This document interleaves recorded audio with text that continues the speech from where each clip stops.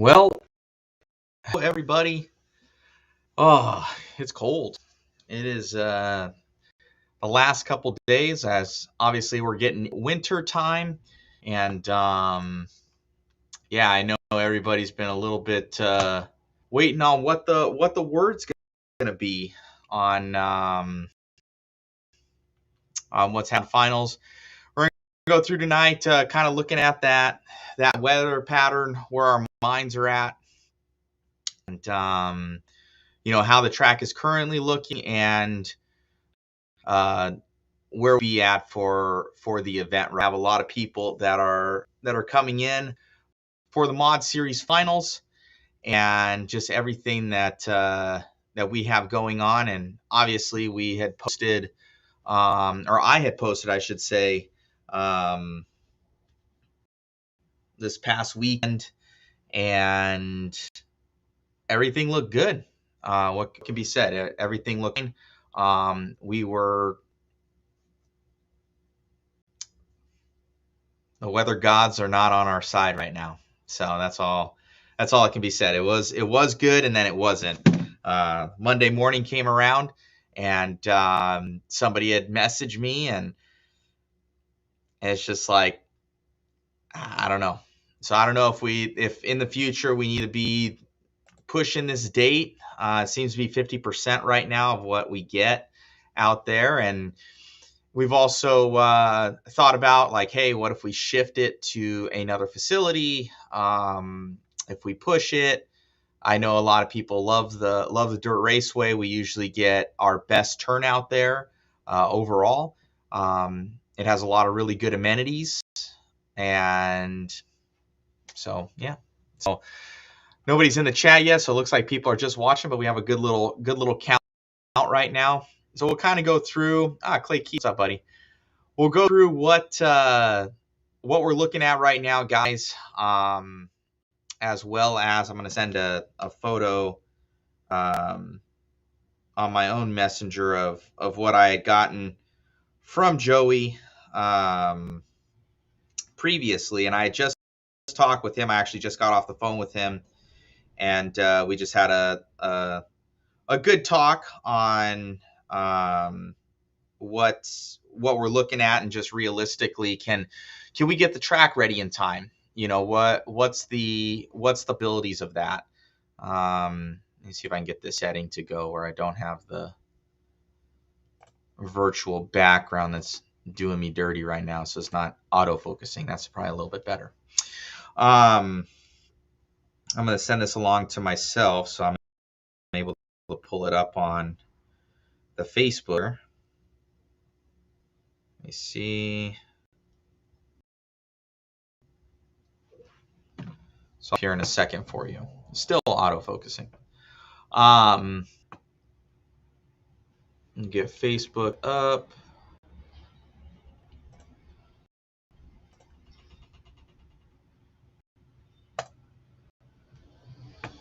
So let me share that, guys. Everybody's chiming in.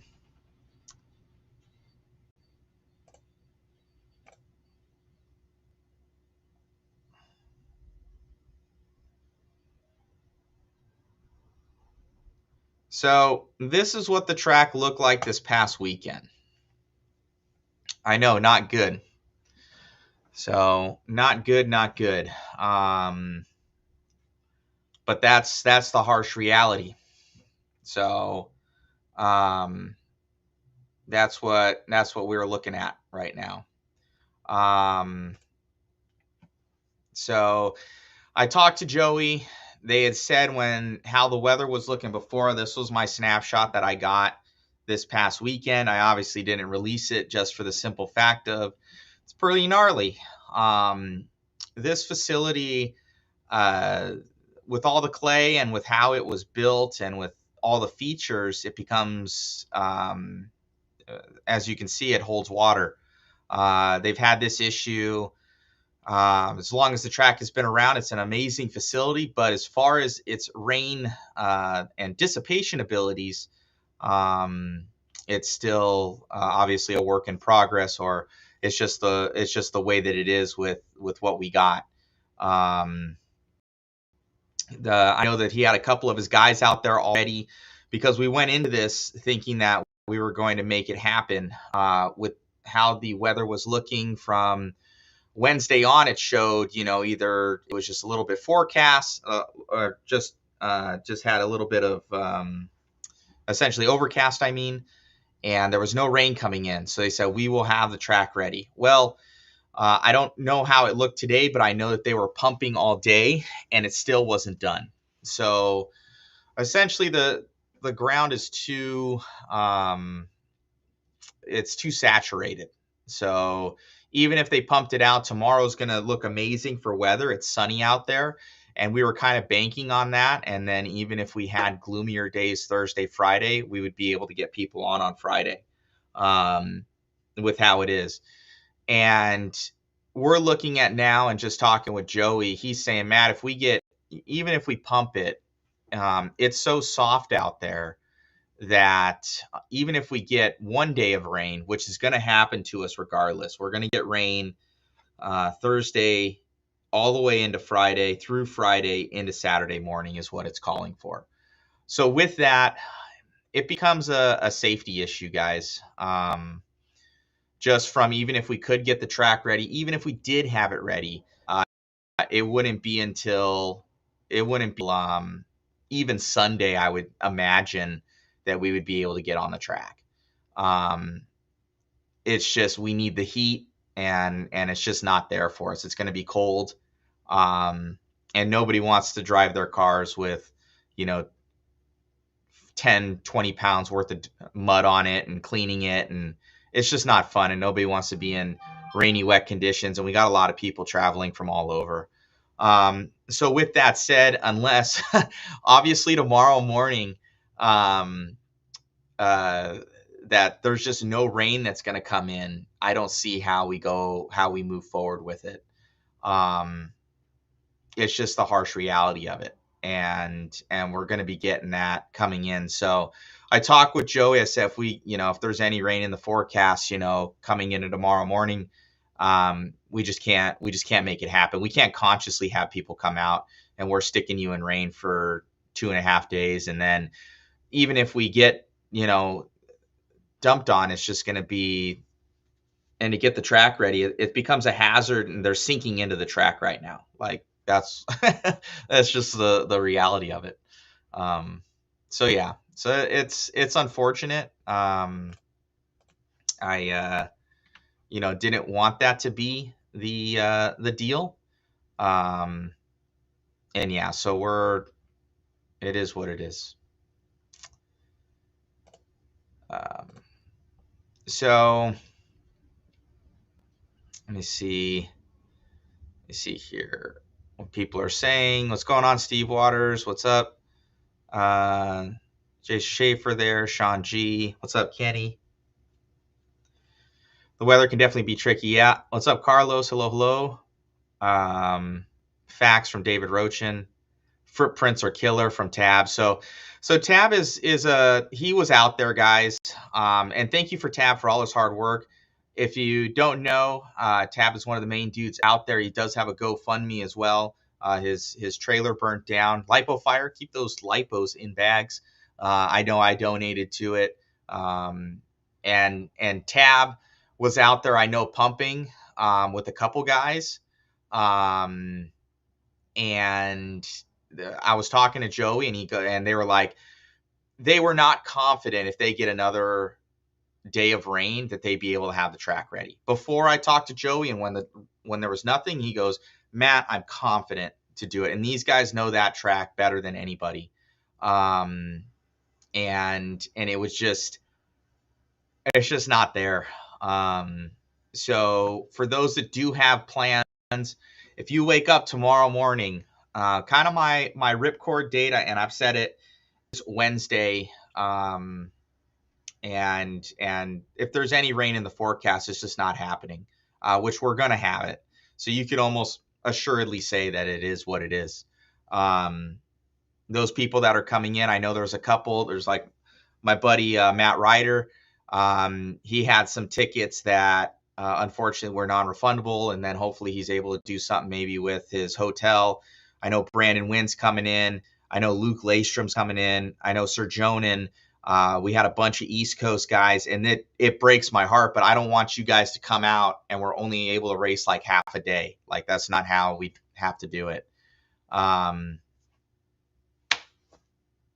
So it is what it is. And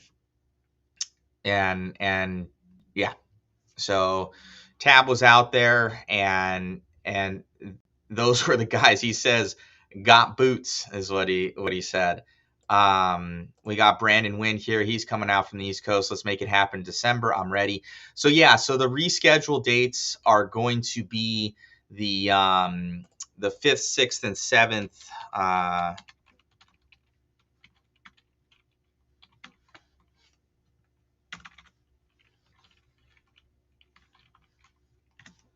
Do believe that is it.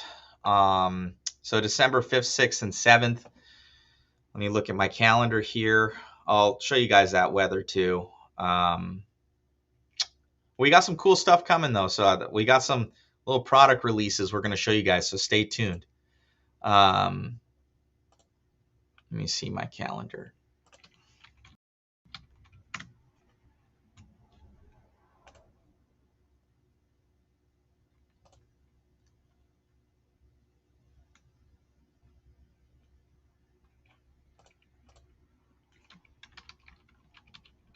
And I'm typing this in right now. I'll show you when I get over here.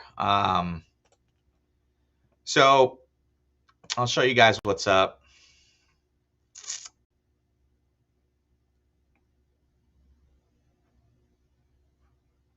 Let me share my screen here.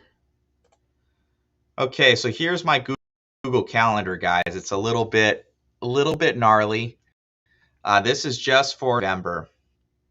So personally speaking, I also had in the dates of, actually, Megan's going to kill me, but she's amazing, my wife.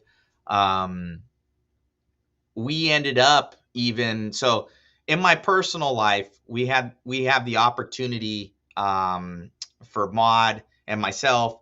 We're going to Abu Dhabi for robot battles at the end of December. And we got this information about 2-3 weeks ago. We've been working on it, and it's a huge grand prize and everything. And that's total side of it. But for those that know, I do battle bots, and I have Cobalt at the shop. And we've been invited to that tournament. We're able to represent the USA. There's 2 teams going out there from the US. There's UK guys, Russian, Indian, China. And we're one of the 2 USA teams that have been admitted. But with that said, we were running out of time. So even guys were saying, hey, Matt, we see the weather, and I got to have Cobalt boxed up by December 1st. So this was my date I had to do it. Well, even so, I had blocked out this from the 25th to the 2nd. And I had deleted it now, but Megan and I were going on our honeymoon to Hawaii. And then even she's like, it would help me out if the mod event was not at this time. And people were saying, hey, just postpone it. But when that weather looked good, and when we were looking at it the 15th and 16th, it was from the, on the 15th and 16th here, it had trended better. And I said, for the good conscience of, getting this done, I'm like, we can't not do it if we get good weather. So we had talked actually on the 16th, Megan and I were sitting right here, and I'm like, man, I'm stressed. I can't get the bot ready. I got the event. We're leaving on the 25th. I got to have it shipped out by the 1st. I don't have the time, but we're going to do it for you guys. And then she's like, well, what if we postpone our honeymoon? And that's a real one right there. So she's amazing. And I was like, really? And that'll buy me the time that we need and spend time with family for Thanksgiving, to get the race off, as well as not be super stressed out, get the bot out for the tournament. And everything would end up working out. So we actually postponed our honeymoon for this event, and for and for what we got going on next month. So, we're real ones, guys. We're in it with you guys. And it just it didn't work out. So yeah, she was so Jason Brop saying, let's not break any hips this weekend. And what's up, Eric? What's up, my man? Let me see.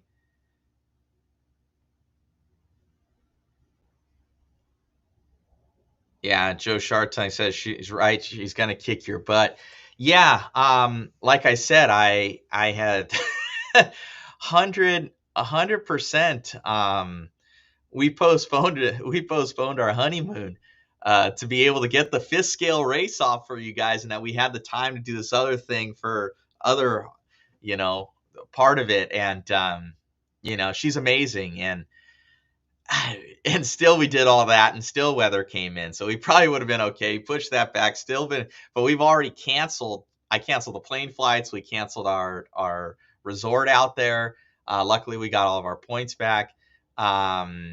So what do you do? So it is what it is. So we do have backup dates going. So we'll look at my next dates here, guys. And we'll fill it out right now. And so as you can see, these are my only free dates right here. This is my only free weekend, and I obviously have to be there.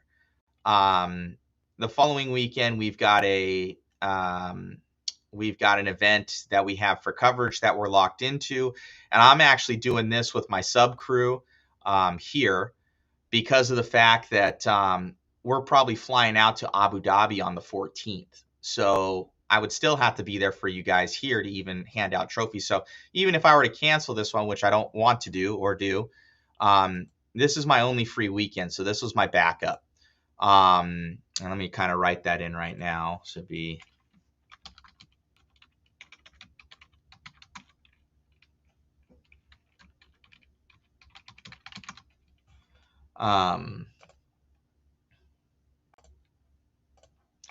so that would be my weekend right there. And my apologies to, our friends out there. I do believe it's Good Old Boys. They have their Toys for Tots. And for those that want to go to that, please support them. I'll probably even send a toy myself out there to those guys, for the Bakersfield guys. I have no plans to do this and to be on top of their dates. It's just physically my only free weekend that I have. It is. So this is the only one we're able to do.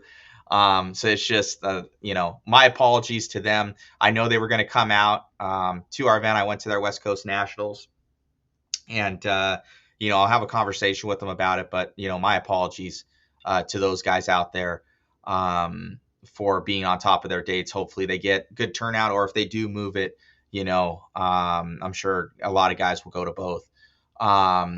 So apologies.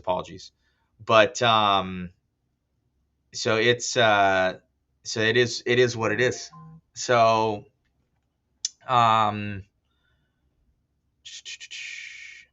so let me see here if this is.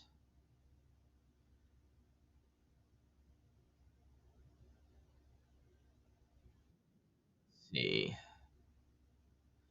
Yeah, Cindy Turney right here. She's from obviously Good Old Boys. Megan is so sweet. That's what us RC wives do, but she's amazing. Yeah, she is. And my apologies to those guys out there. We were pushing it through and doing it, and we were going to make it happen. So Paul's saying I fly in Thursday midday. Yeah, Paul, definitely check out if you're able to move it potentially. We're going to see in the morning here, unless it really goes, but with how that weather looks, we can't consciously do it. It's a huge liability hazard. Yeah. So it would, it sucks. It sucks big time.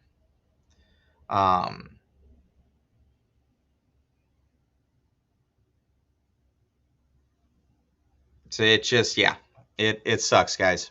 So, yeah. So Robinson's saying bootleg Robinson Raceway can accommodate. Um, and if that, maybe potentially we'll go with the community and see.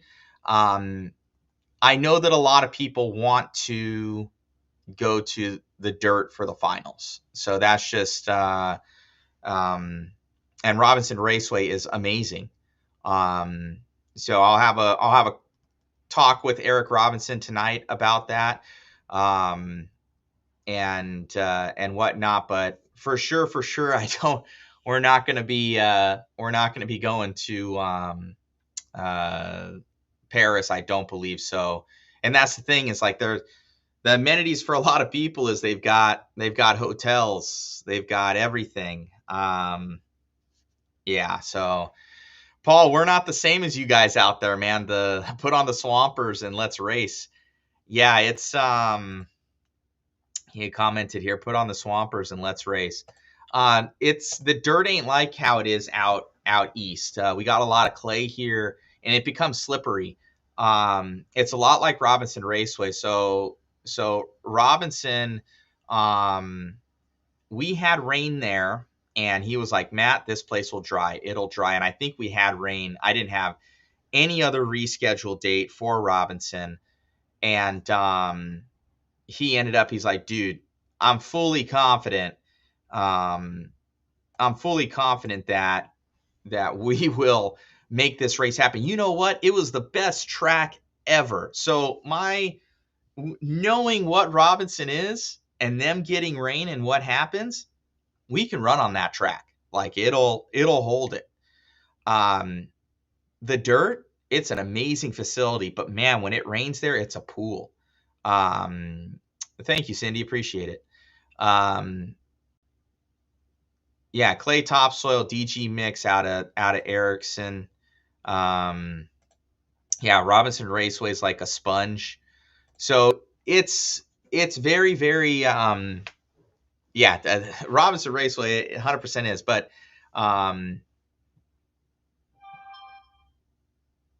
yeah, so we just know like Robinson's going to be one of our first tracks on the schedule for next year, guys. We just had obviously the California State Champs there. We know like a lot of people, they like traveling to different ones. So there are some good things about the reschedule. It does happen. I'm not saying like there might be something that comes in overnight that says there's no rain coming in. You guys are good.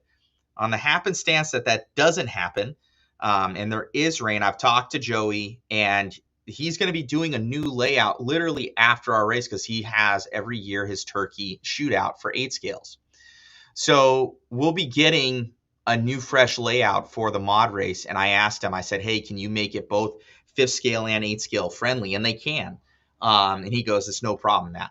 So they're going to be making a 5th scale, 8 scale friendly track. So we're going to get a newer layout, which will be really nice for us. So that's something to really look forward to. So that's something to really look forward to, which is good. So I'm as disappointed as you guys. We have this as our series final. It's coming to the end. We're crowning champions. We want it to be on a badass layout. We want a badass facility. And Paris is that. It is a premier facility, holds one of the biggest 8 scale races in the world, which is the DNC. We work with Joey for Silver State, which is not, Silver State is not out yet. So for those guys, Silver State is not out yet. So yeah, so it is what it is.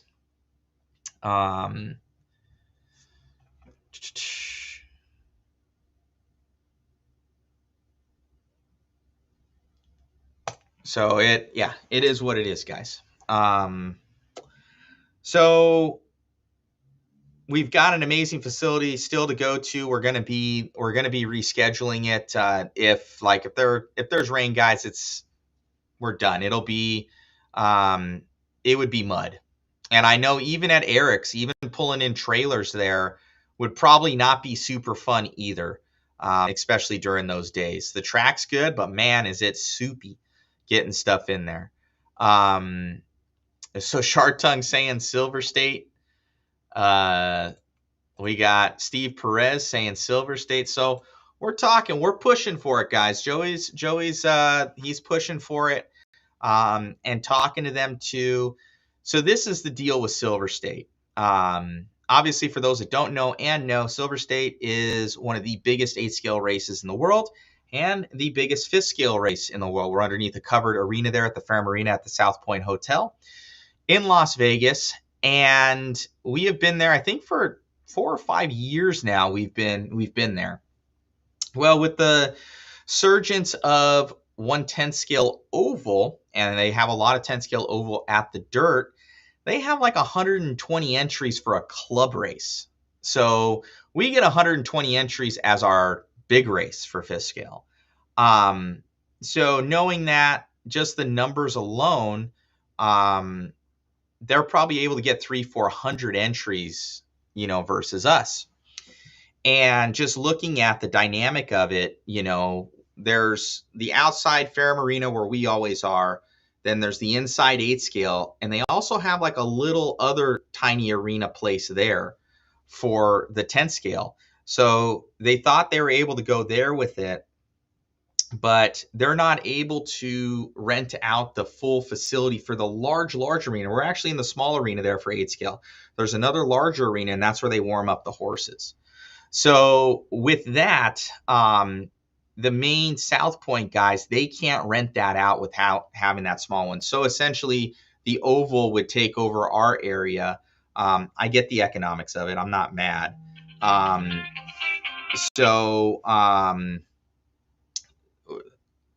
That's what would potentially happen. So, but with that said, if they don't book that other arena, the 10th scale oval would probably go to the inside, and we would still have our Fair Marina. Or I had mentioned to Joey, I'm like, man, there's area within where they're currently at to be able to put an oval. Oval's not that large in the grand scheme of things. So crossing our fingers.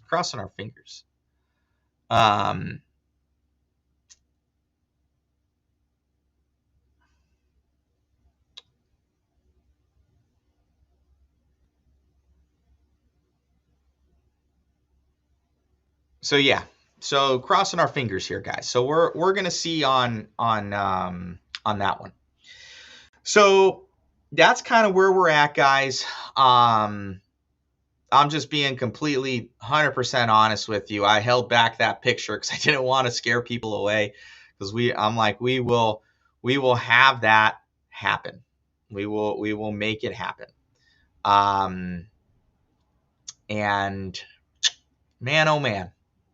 So, like, we went to the next level. Even Megan and I postponed because we got all this other stuff coming out. We postponed our honeymoon. We've been pushing, and it's just a gut punch. So I get it. But also, without good conscience, can we have people travel in and us be in terrible weather? And then just from a safety standpoint, it opens up a can of worms for marshals slipping. Those guys are already telling us it's so saturated, they're sinking into the track. The track needs time to dry. They need a day or two. It needs a day and a half to dry. If it doesn't get that, it doesn't matter. We can't get marshals out there. We can't race. We can't get marshals out there safely. We can't race. So, a lot of people are just like, let's just do it. But from a safety standpoint, it's a huge liability for ourselves, the track, everything. Safety, you guys. So love you guys. It's just the way that it is. So,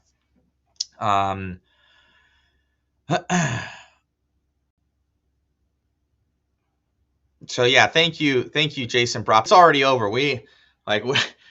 We canceled all of our honeymoon plans. We can't get the resort back. We can't get the plane flights are gone. Like, we canceled everything on Sunday because we knew for getting out Cobalt on the 1st, having the time to do that, or I'm not stressed out, having everything, we canceled it. So it's over. So it's we're gonna do it in like March of next year. So I'm blocking out those dates. So yeah. So anyway, so now to the cool stuff, guys. Now to the cool stuff. Sorry, this thing is like ultimately going all over the place. So for those that have been hopefully the feed isn't freezing. Hopefully those that have been to the last 2 races. So we were at first we were at California State Champs at Robinson RC Raceway, and then we went to Good Old Boys RC Raceway for their West Coast Nationals. So we've been working on something in the background, and really 2 things. Mod is working on, well, we have a tire. This is the first time you guys are seeing this. It is the Mod Jericho. So Mod, look at that. We have a Mod tire that's coming out.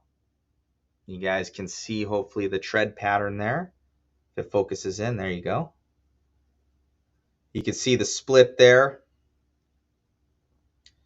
Also kind of a design aspect of it. This is the inside of the tire. You can see the size of the lug, actually, that the outside of the tire, which is here on this side, is smaller than the lug on the inside of the tire. So that is for when the tire is coming into the corner, where it has that side slope there to it. And then since our tires, we can't flip them back and forth, obviously, for because we're not 8 scales or even 10 scales. Our tires are only one direction because of the beadlock, obviously. So with that, we didn't need that taper. So you get a little bit more there. We've got that center groove. I'm going to show you guys. We do have them up on the site. So to even be said, we had 4 boxes of these things. It was $800 to airship them, to get them over here for you guys for the mod race. Now it's like out the window. Probably the ones on the, because these are made in China, designed here but made over there. We had them shipped from overseas. It was air shipped, $800. I was releasing it to you guys at the event. It was only the people at the mod event were going to get, this limited amount, and still it's limited. While we were waiting on the other ones, we had it all planned, guys. It was all planned. So, but with this, you've got that center lug right there where it's a little bit, if you can see it, see if it focuses in there, where they're together. So that's going to be for a little bit rougher tracks, more like Robinson, more like the East Coast tracks. And you can clip the first original one. Every other lug was gone in it, and we ended up adding in because we were thinking, well, if people want to modify the tire, they can clip lugs themselves. We do it in 8 scale and 10 scale and that. But it ended up really good. So the accolades already for this thing, I did. We only had 1 set. And what was cool is that we have different compounds. So there's 3 new compounds. I will throw the link in the chat here. Let me get to it real quick, so all of you guys can check it out, and then I'll pop it up. If you're watching this, so you probably don't want to go to the chat, but you know what? Let me pop it up, because you guys are on your phone or something. You're not going to be able to have another device. So let me share the screen.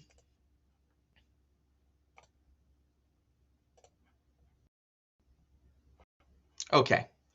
So if I go to wheels 1/5 scale here, They're already up. So here they are. They're matching what we see from the J Concepts guys. Gotta call my wife back right now. You know what? I better answer it real quick.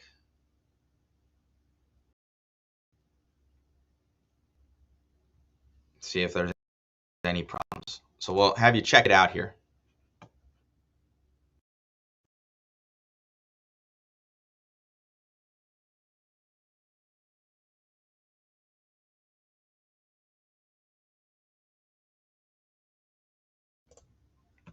Megan is good. Megan is good. So here's the tire. So the in, there's a good snapshot of it there. Let me see if I can I go to the right and left? I can't. You can see the different things here. You see how that inner lug is about the same size as that one. That's the inner webbing inside there.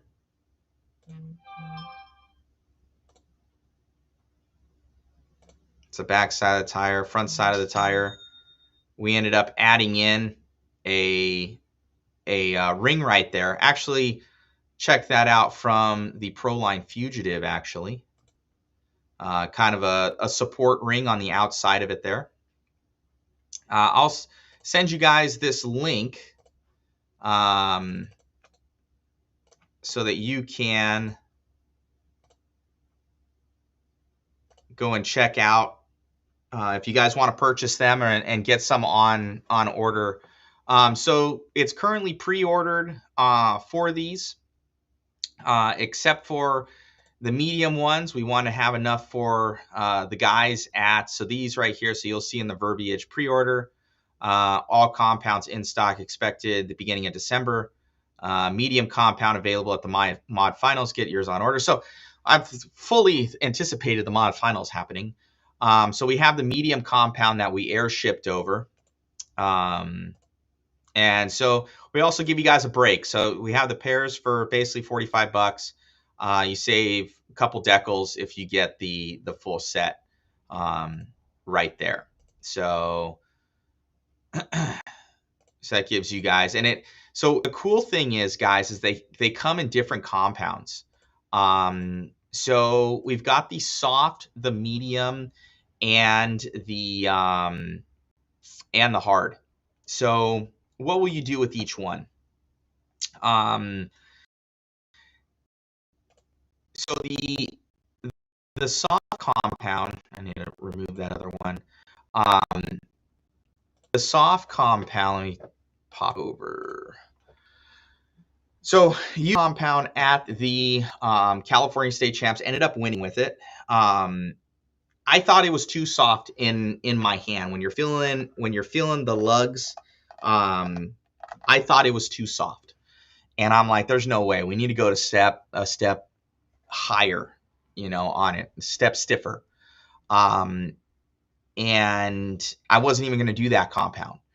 I ran them at Robinson's, and it was a little bit cooler conditions. If you know Robinson's, it's that DG mix, like he said. It's a lot more loamy. The track develops run to run, and it was. And both myself and David ran them, one on buggy, one on truck. The same set of tires. We both ran the same set. I only had one set, and actually, I only had 3 tires. I had to use another tire because Skinny didn't send the other one. But I want to try them, and I was flipping them in the front, in the back, everything like that. And it was the best tire I had ever used. And that's not even saying that, because it's ours. I'm very good friends with the JCon guys, good friends with the Proline guys. And I'm, sponsored by J Concepts for a long, long time.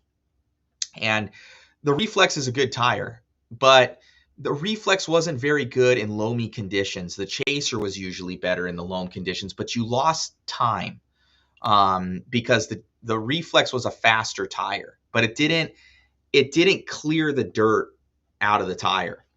And what I noticed, because in one of the runs I had to run a Reflex on one side and this one on the other, that in the loam condition with a little bit wetter, usually I'd run a chaser, a bigger lug to clear out the dirt. So I ran the reflex in the rear, with one of these in the rear and then two of these up front of the car. And this cleared the dirt so well. And then I looked at the reflex and it was like it was a puck of dirt. So it couldn't clear it, which I knew that. And they have more of a square, tapered lug that goes down on the reflex. These lugs are like the, if it focuses in, there we go. These lugs are very much like the Fugitive lug on here. They're not that tapered design. So we looked at what was out there. The Fugitive is long and gone. It has been, but that's one of the favorite tires among the community. A lot of guys, they like secretly treasure trove these things. Like Brian Shapiro, he's got like his own Proline factory or something for that guy. He works here and he squirrels those things, guys. He sleeps with them underneath his bed where he's got 6 sets left and he's like, I'm good for another 6 years because he doesn't run that hard. So he's able to get these tires to last. You know, a little joke there for Brian. He'll laugh right now and curse me out at the same time. But he's got these things squirreled away because he loves that tire. And then with the Reflex, I've won many races on that tire. It's a good tire. But I was never super happy with, some of the wear characteristics with it. When it does wear down, a new tire was always really good. But as it wore, you'd kind of get to that harder taper on there. And the tire would almost have like a half-life to it. Or if you needed like a really groove track, which we don't get very often, it was like it would just fall off. So with this one, we wanted to kind of take some of the design aspect from the Fugitive, take some of the design aspects from the Reflex, kind of amalgamate the two. I always like the side carcass of the Reflex. The outside ring here is very much like the Proline. The lugs in the center there are very much like the Proline, but there's less of them. It's not, the Fugitive had more. But we added in that big center lug, if that will focus for me. Sometimes takes it a second. So you can see that center one right there. That's going to give you a little bit better wear characteristics, as well as where you could chop out every other lug and you wanted to make it like a little bit of a paddle. And that was our original thought. Was I had to pay like another like $1,000 because they had to redo the mold, because we added the lug back in, because we were seeing that on the super soft compound where it was taking the tire and it was wearing it more on that one side. So we're like, well, we're going to get terrible wear characteristics. So we added that back in. The fit and finish on the Losi rims is really good. They hold well. The grooves, how they're cut, like there's not any flashing that's there. See if it can focus. So the flashing, there's nothing there. So it was really nice. So I was very, very, very, very, very happy with that. Let's see if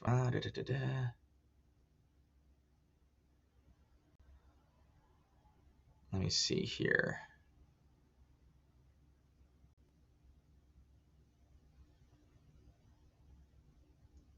So we've had a lot of time, guys. So we did our homework on this guy. And why do we do it? Mod really doesn't do products that there already are good products. But we were having that, you guys will remember the lull of that we didn't have any 5th scale tires. It was back in about June or July of this year. And we had it before that, and I had talked to J Concepts before, and I'm good friends with them. And we had actually saved the J Concepts tires. Like Mod had helped with investing, with taking a lot of the saying, hey, we'll order a bunch, get these back in production. because there's stuff is going away. And Proline has still been doing some, but there was no real competitor to them. So we said we gotta do this. It's a good tire. So we ended up doing it, and then it's been good. But then we had another lull in it, and I wasn't hearing many good things, and it was just to the point that I'm like, oh man, like our entire scale is dependent on these. We need to make an investment. So J Concepts did come out, and we're still going to carry J Concepts, but we can't, with a lot of it, I think mod in the racing realm, we very much kind of help try and lead the way in the competitive zone.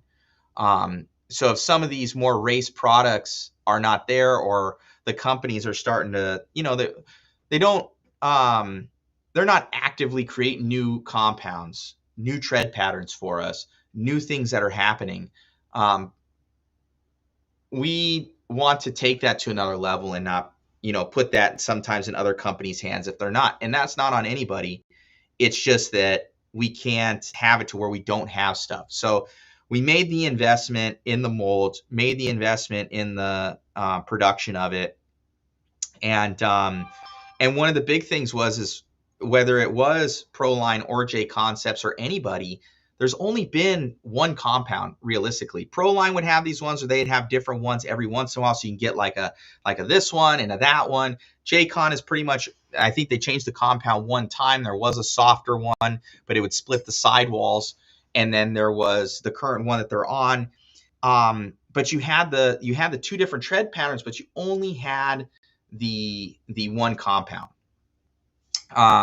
So now we're going to have 3 different compounds. So there will be a soft compound. I'll lead you guys through when you would use the different ones.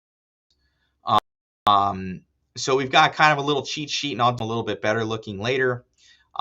But that's it right here. So in soft compound, colder conditions, loamy track, this is going to give you the most traction and most steering out there.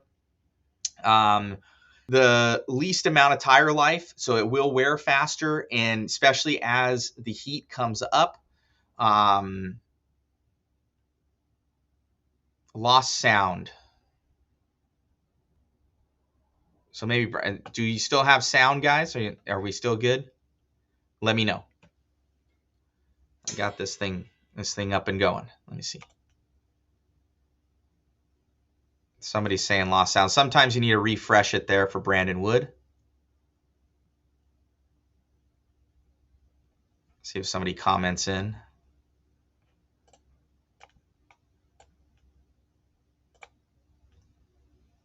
I don't know how far back. Oh, yes, you're good. Okay, that's good. All right.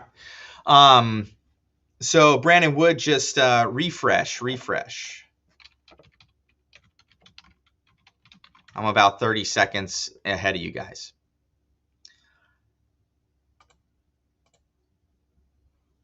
Okay, so in colder conditions and loamy conditions, so much like Robinson in the later part of the year, even a little bit like Rocky Hill, that's going to be probably pretty good for them. As temperature starts to come up, you're going to want to go to the medium compound.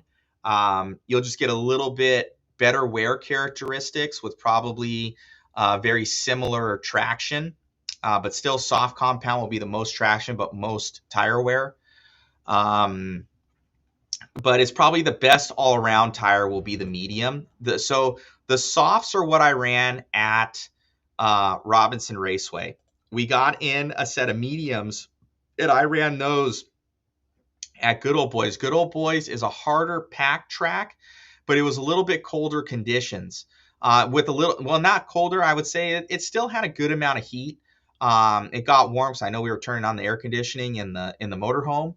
So it's a harder packed, more groove track.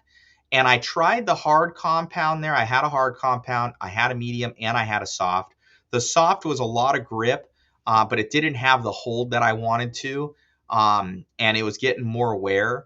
The mediums I tried out, and the hards I tried out. The hards were not quite there yet. I think a little bit more heat at Bakersfield, and they would work great there. But the medium is what I ended up running. And that's what I went into the main with. I had a great battle with Sullivan and with Daniel Fry, and we had a three-way battle, and I was in the lead of it till about 3 minutes to go, and the screw on my servo ended up shearing the head off of it, and ended up retiring out the race. Still got third, but it was pretty cool to see, because I know Brian runs the Proline Fugitives, and I know that Daniel Fry was on the Reflexes. So with that said, we were right there and even leading it out, and ended up with the P3. But all cases considered, it was right there. So it's competitive with the other ones that were tried and true that we know. So that was a really, really good test for the new Jericho tire. So that's a good kind of way to look at it, where it's already competitive with the ones that are out there, with two of some of the best drivers in fifth scale, because all three of us were matching lap for lap. I was just, it was coming down to mistakes between all of us. So as far as the how it performs, it's right on par. So that's good. So the new Jericho tire is awesome, super, super awesome. So yeah, really, really happy with it. Like I said, without going to Robinson and testing out the soft, it would have never existed. But we had so much steering with it. It wasn't traction rolling in the corners stupidly. Like sometimes you'll go there, you'll hit one of those super ruts at Robinson's, and that thing will just yank itself over, and it's just like, So, but it just cut through it. It flowed right over it. So I was very, very happy about that. And then at Good Old Boys testing the other compounds, that medium and hard, I was going there with those. And the medium was super impressive. Great tire wear the entire weekend. So really, really happy with it. So it was good. So for William Bell, if you want to get some on order, bro, I'm going to post that link up in the chat right now. You guys can see it. You would be able to, since you're going to the mod finals, just put mod finals in the notes. You would be able to get a set. So we've got some air shipped in. I paid $800 to get a bunch in just for you guys, so you guys wouldn't be without at this event. And it's just, obviously we've got this whole rain thing, and then others will be coming in for the other compounds, but those are only for the mediums. The mediums will be here before anything else. So for those that are in here, so we're starting to lose more and more people, but there's more cool products here that we're going to be releasing, and these guys haven't seen it yet. So, but you'll be the first to see it. These are not up, but the ones that have seen me run, we've got a new mod wheel that's going to be coming out. So we got a new mod wheel coming out here. See if it'll focus in there. So brand new mod wheel coming out. Obviously, we can see that the Gen 1 and Gen 2 rims for Losi are gone and discontinued. Not good. So not good for us. But again, we're investing in you guys. So with that, we've been testing plastics on these. I went to Robinson's with them. I ran another set that was of another plastic, and I ran them at Robinson's, and everything performed flawlessly. I had one of another compound, and then I had cracked it. So we're like, well, that's not it. But with the other ones, I ran them the entire time. They worked awesome. I won on them. at the California State Champs. And then we went with some different compounds to Good Old Boys. I knew Good Old Boys, the track's usually a little bit gnarlier. It's a harder packed surface. I know the jumps are usually pretty large and a lot of flat landing. So I'm like, this is a good place to test. So I went out there and ran them. And at first with the one, so we had a couple different compounds of plastic. One was a more expensive compound. One was a less expensive compound. With that said, obviously I want to go with the less expensive compound.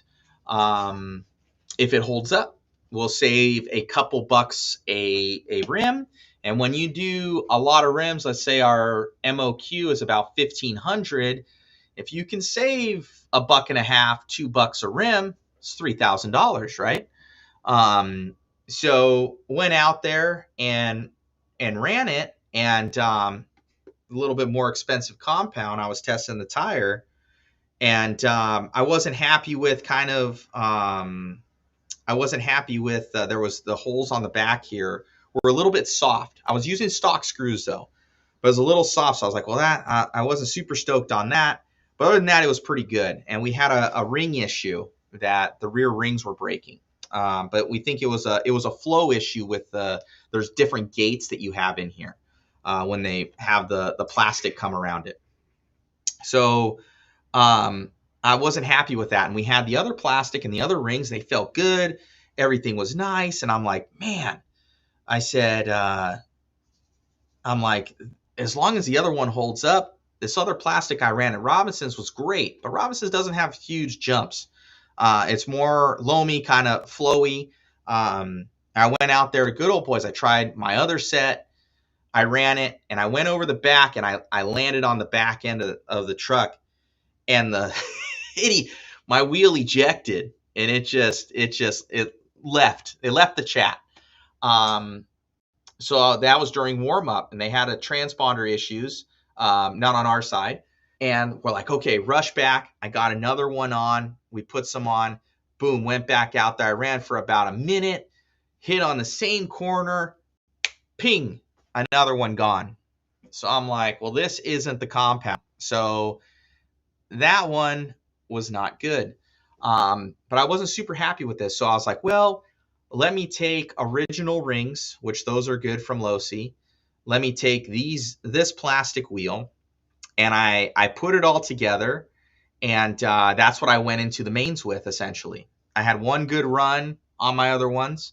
I had one good run and then a DNF, and then I went into the main event.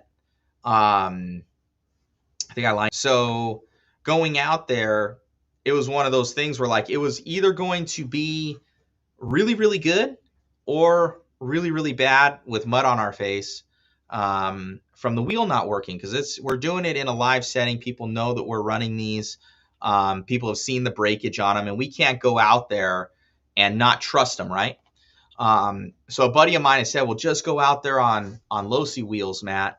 Go out there and try and win it. And I say, well, you don't get it. We have to prove that these can last a full main event and then some, and be consistent, because there are some design aspects to this over the other ones that we've gone through that are going to be better. I'll get to that in a second.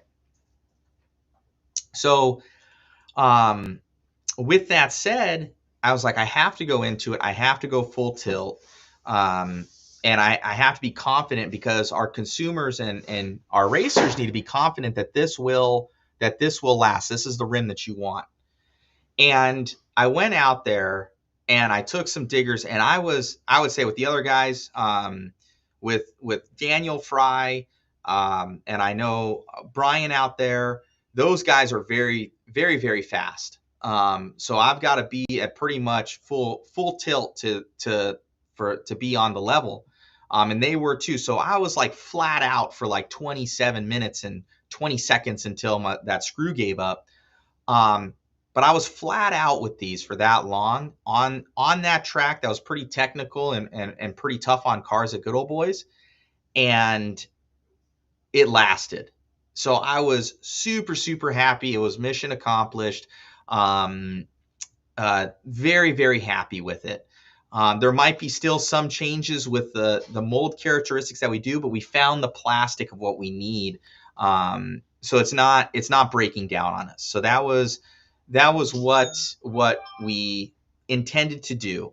Tires good, wheels now good, maybe with some massage points on it, but altogether, this is where we need to be.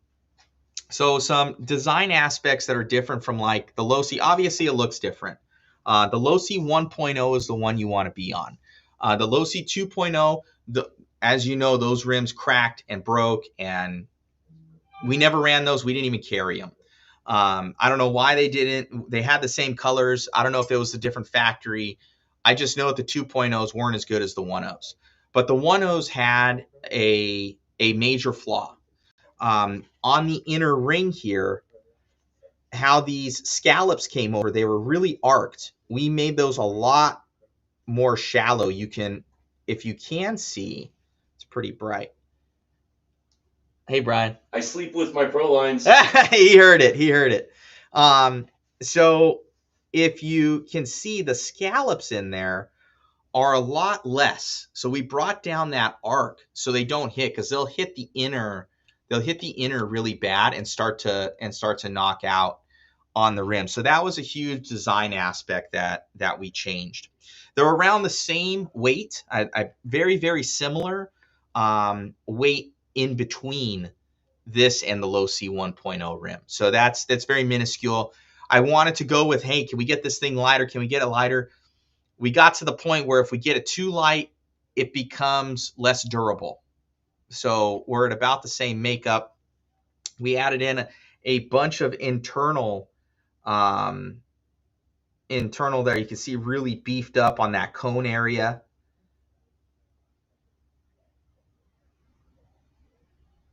So yeah.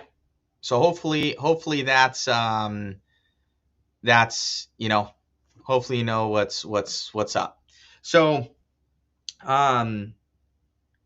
we're working on the screws right now. They'll come with nice screws that get good grip. Usually we had like the 3 mil ones, a little bit too short. People will replace them with the wood screws. People will do that. So we're going to have a nice gription screw in there that's going to come with the wheel as well.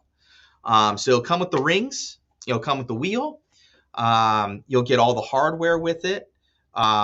These are race proven. We're not going to release something that doesn't get past myself or the team. So it's they're really, really nice, guys. So when they do come out, you guys are going to be happy. We may do a introductory price for you guys to help the project along, because the mold was wicked expensive. We are going to be pulling trigger on it though, so we'll kind of have a date for you guys, so we'll be able to kind of know the numbers that we want. But we're gonna get that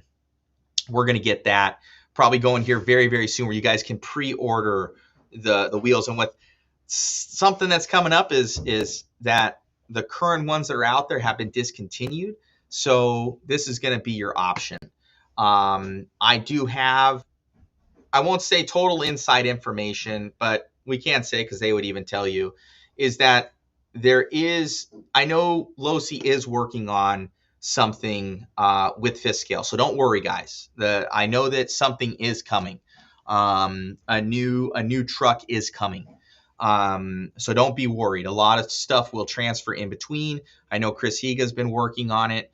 And just from what I've seen, they're not going to be going with this style, size, tire, and wheel anymore. That's kind of the reason why they discontinued it. It's going to be, from what I think, larger than what we're on. So be it what it will, we're going to see how that works out. But I know that there'll still be a market for this style tire wheel combo for you guys for this series of trucks and the new version that's going to be coming out in the future. So hopefully you guys will support this one. We're trying to keep costs low, guys, for this. We know that stuff is expensive. but we also have to pay for the product. I know that with what it's going to cost us to make these with the mold, we have to totally sell out of all sets in the first. We're going to do 1,500 to start. I think it's about 350 sets that's going to just pay for the run and the mold. So if that makes sense. So it's about 350 sets have to be sold. So that our whole entire initial batch has to sell for us to break even on the project. So we're doing this for you guys. Like, it's this one. I really didn't want to do a rim, but I kind of saw the writing on the wall. And so we made the investment to make this happen for you guys. With that said, it is what it is. So Jason Turner popping in. So yeah, so the Losi 1.0 is 140 grams. The Mod 1 is 142. So you can see there. So if you get a more durable, longer lasting wheel, you got 2 grams. It's not the end of the world. What does a set cost? Don't hold me to it, but it's going to be...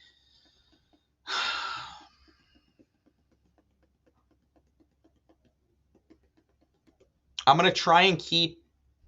I think the Losi ones went to about $53, $54 a pair. Let me check. I'm actually going to check that.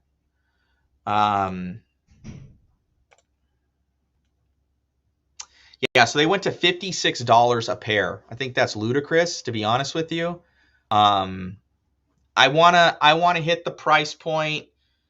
We're probably going to be at the $40, $45 range a pair. So we'll be about $10 cheaper. Get you guys back down to where we're at. That leaves us some meat on the bone to pay off the initial batch and to pay off the cost of everything. But I want to hit around that zone, with potentially track prices being a little bit better, right?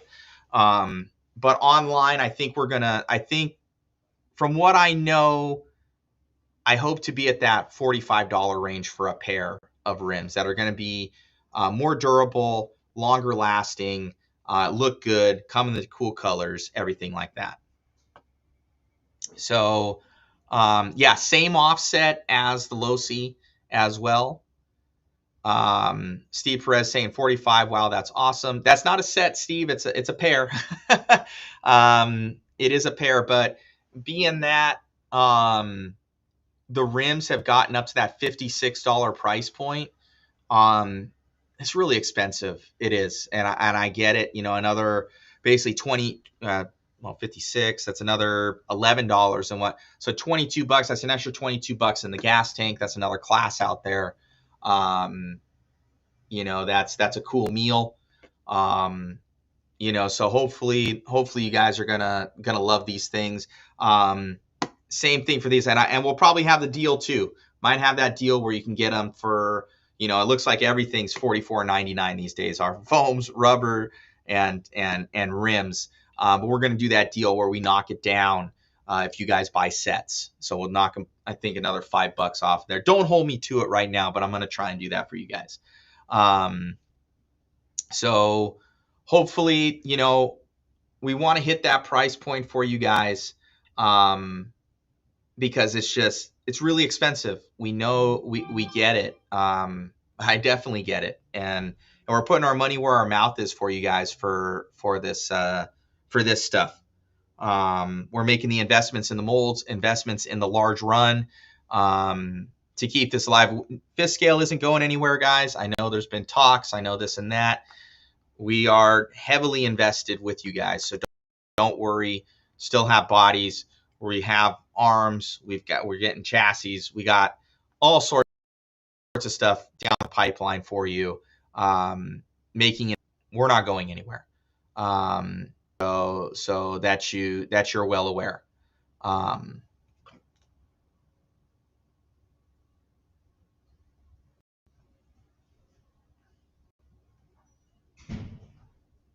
Let me see. I think I saw this from Gabe Boudreau. I don't think he's reading the FB chat. I don't know if that was the chat you were on. Let me make sure.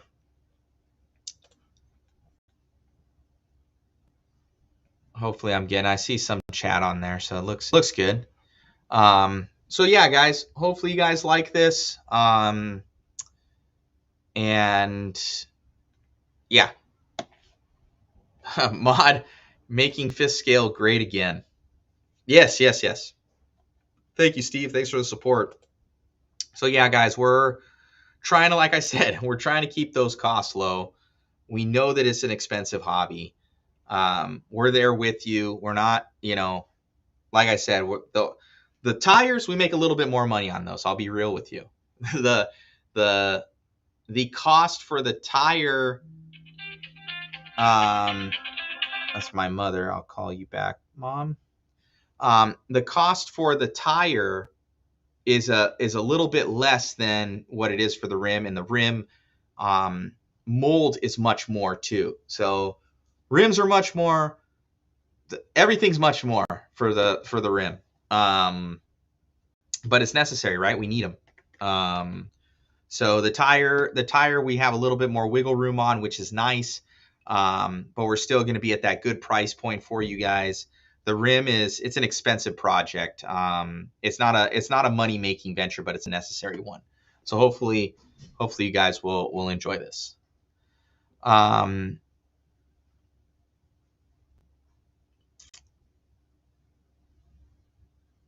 Yeah, Carl. Love the yellow, white, and black in the Tox. Yes, so we will have the standard the standard wheel colors for you guys as well. So you know what's up. So it's a very, very nice setup, guys. So don't worry, you've got an awesome tire coming that's going to be readily available all the time in 3 different compounds. You're going to have the different colors as well, with a rim that's been developed, with those scallops in there that aren't gonna. Right now, I did have some that hit right on the corner. We're gonna see if we're able to take those back a little bit. If not, it's not that bad. Not nearly as bad as what we would see on the Losi ones. So we're working on that, and then yeah, that tread pattern working just about anywhere on like more of a groove surface like Good Old Boys, or more of a loamy surface like Robinson and Rocky Hill. So, and then you can clip the center lugs every other one if you wanted to get more of a paddle tire if the track's really gnarly. So yeah, go and grab those, guys. The link is in the chat. I'll post it there again for you.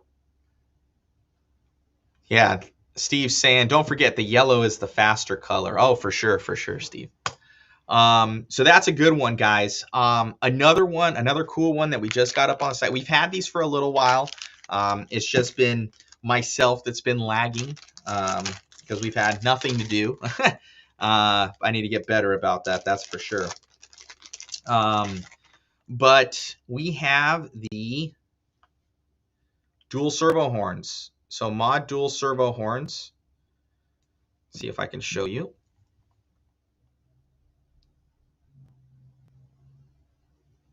That come with the button.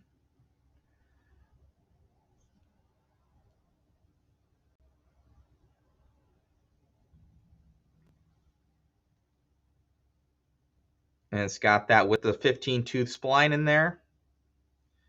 I'll post that up. Those are readily available right now. Let me share the screen.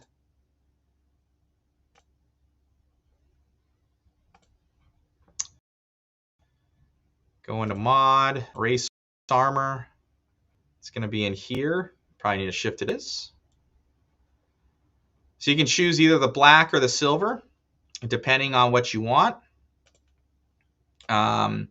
It's wire EDM'd for the spline that's in there. That's the only way you're able to kind of get those grooves.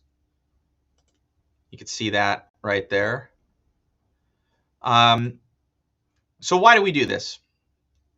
Obviously, let me get this link and I'm going to post it in the chat for you guys.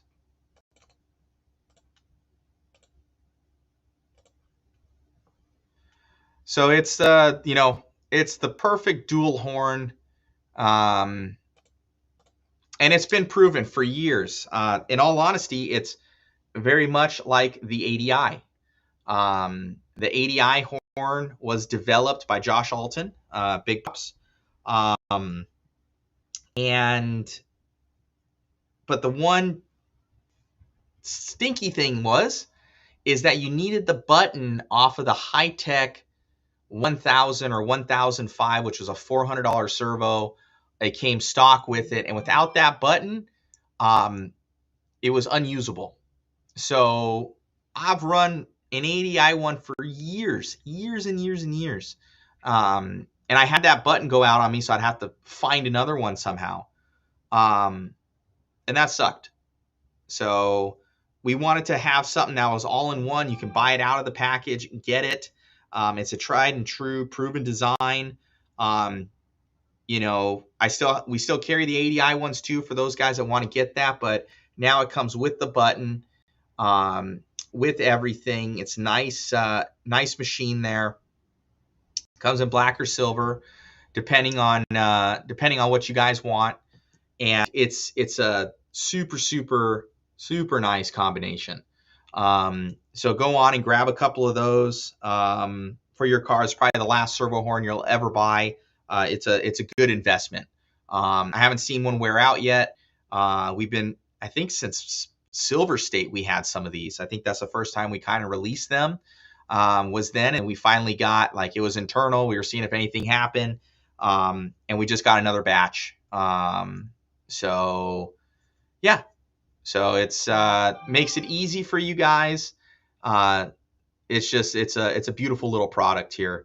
But huge shout outs and all the mad props to our buddy over there, Mr. Alton.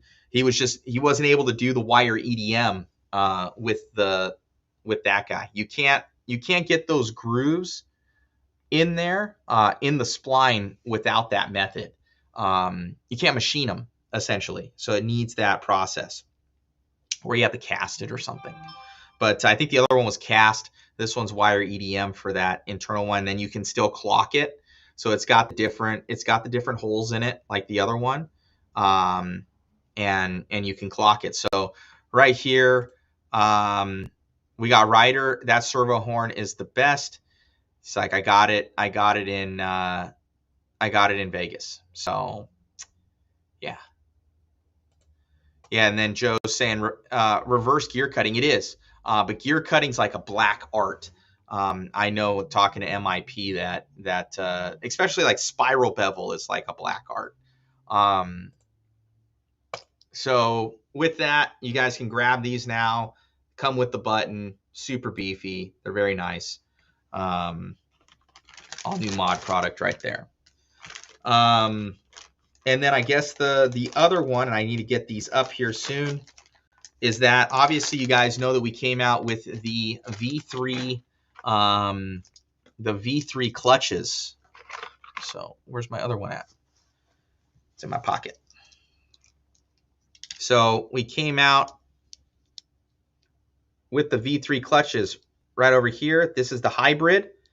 They've got aluminum and composite shoes. In the middle here is going to be all aluminum, and then right here is tried and true, all composite. So what's the major difference? Obviously what I just said. The composite one, which is going to be the all plastic, this guy's going to last the longest. It's the longest lasting one that's out there. It's this is the tried and true. This is what you guys have always used. That's what this guy is. There's some things with the cradle I'll let you know about here soon, but that is the composite, more of a linear power band. It's going to last the longest, like I said, and most cost effective. It's a little bit cheaper than the others. We got this one. That's going to be your hybrid. This is kind of taking that 8-scale aspect. They run composite shoes and aluminum like half and half. That does it for us. You get a little bit more gription out of there from the shoes. The aluminum shoes are 70-75. So they are, it's all made here in America. It's made at MIP, all machine there. And they're like, the shoes too, this is without the springs, but they're super free. So nice and free flowing. They got the dimensions right where none of the shoes are sticking. It's a really, really good setup. So you want a little bit more gription. It will be a little less life than the composite, but you get that little bit more like out of the hole power with these guys. And then this one, I would say if you got endless pockets, you're going to be running the all aluminum. This is going to be more for on-road, more for drag, and then in off-road, it's a gob of power. I know guys love this when we were initially testing the shoes. But man, do you go through, like, it's harder on drivetrain, it's harder on the bells, it's less life in the clutch, but man, do you have a bunch of bottom end punch. So it's whatever you guys want to do, but if you want that full, like, I want ultimate gob power, I don't care, I'm a racer, you're going to go with this guy right here. Personally speaking, I'm still running this. I'm cheap, and I don't like working on my stuff a ton, so I'm still running the all composite. I'm probably going to throw the hybrid in very soon to run this guy, because I did test it out with that, and it is good. But I was testing springs and everything when I had this one, so that's why I'm currently still on this. And then another thing is so not only did we do the shoe update, there was shoe update on there, and you can get 3 different style clutches. I'm going to send you guys the link to it. Let me go down here. Okay, let me share my screen. So the clutch there, you can get them in the carbon, the hybrid, and or the aluminum. I'm going to put that in the chat for you guys. And let's look through kind of our comparison chart here.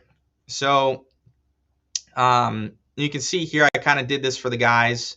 You got your composite, hybrid, aluminum. When you would kind of use each one, the lifespan of each one, your power delivery for each one, and then just a racer suggestions. So that's kind of what I just went through. You're going to notice, so also the cradles. Man, I am a popular fellow. So you're going to see here, guys, we got the 2 different clutch cradles here. So you can see that this doesn't have a pin in it, and there's a pin here. With that in mind, these pins are replaceable. You will know that from the old clutches. So whether it's Gen 1 or Gen 2, these always came with a, I forget what they're called, but it's a solid steel pin. It's like the same pins. I think it's a dowel pin or something like that. The same pins that we essentially run in our trucks inside the bones on the drivetrain. But what would happen is you develop a groove in the pin here. You develop a groove. The springs would end up starting to break, and we'll get to that later. But the springs would start to break. So then you're like, okay, well, now I got to replace the whole cradle. I may as well just buy a whole new clutch. With going to this design, they were a little bit more expensive to manufacture. We did not change the pricing. I kept the pricing exactly the same. There's less margin on it for us, but I thought that it was only right. We went up on the cost for you'll notice the difference. That's $199, that's $189, and then that's $179. That's the same price from the V2s that we went with, but we just updated everything. So with that said, in all reality, I should have up this guy to like probably around 190 or 200 for even the composite one, but I wanted to keep that the same, and I know it's expensive for everybody, so it should have been done like this from the beginning, so we made it happen. And we just take a little bit less, but that's okay as long as we have good happy customers. So the carbon one, so the hybrid, the difference in the price here is obviously the shoes. The 7075 is a lot more expensive than the composite, so we had to do that. And you'll kind of see that $10 difference between that with going full aluminum versus not. So it makes sense to the customers. It's the way that it is. We couldn't physically be able to do the other ones because the other shoes, we know we're going to sell less of them and they're more expensive to manufacture. So that's kind of the background on that. There's the three comparisons right there. Here's looking at the cradle. You're going to notice in there that's actually a hex key that's there. When you put them together, I can actually show you in real time.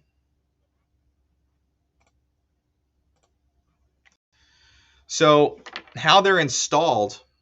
So that's a cradle. Here's a pin. You can't see the pin, but it is a pin. Yeah, there we go. So the pin is threaded on one side, and it's got actually an internal cut or internal thread inside there, an external thread here. It is slit. It's slit in the side. You can see the slit. And then it has a hex key there. So it's a pretty intricate part. So if you see, it fits right on your 2.0. It will focus over my eyes.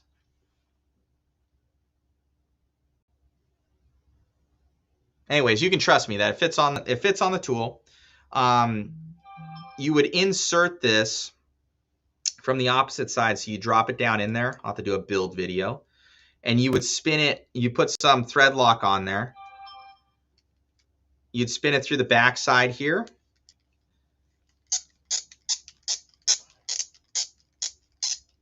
You would lock it in, and then we've got set screws that come from the other side, and the set screw goes in this side. So what that does is when the slit, it pushes out the threads.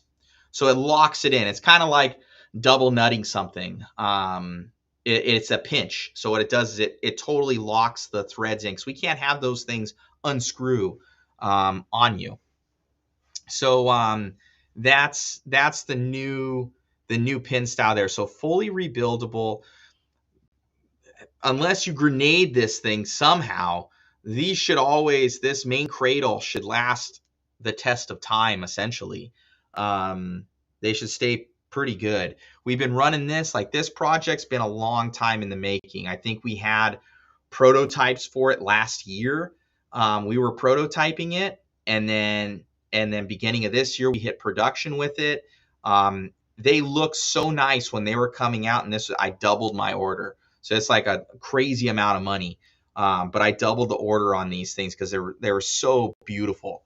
I'm like, this is the way.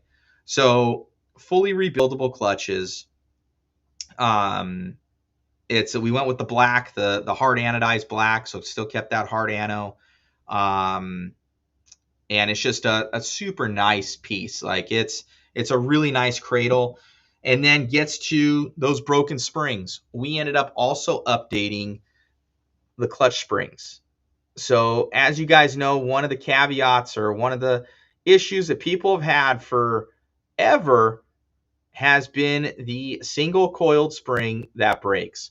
We ended up going to a double coil. We had tested these out for a while, and I haven't really seen one broken yet. Unless there was a catastrophic failure with something else that was going on in the car. So we got the double coiled springs. We got the changeable pins on the cradles, which is updated. You got the new aluminum shoes. The only thing that really stayed the same was the flower, the carbon fiber flower. that we have on there. You can't see it. Obviously, you can see it. It's carbon fiber. So the carbon fiber flower is the only thing that didn't change on the clutch and the screws. Oh no, even the screw holes. So we even had right there where they mount to.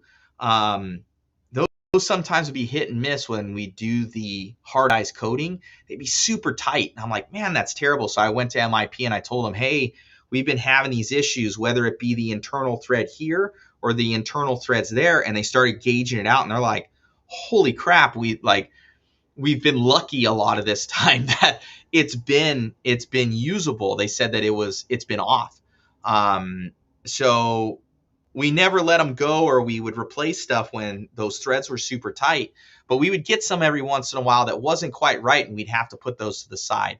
So now every one is super smooth. Like the screws go in nice. It's truly the most run, at least for the United States. It's the most winning clutch on the market, hands down.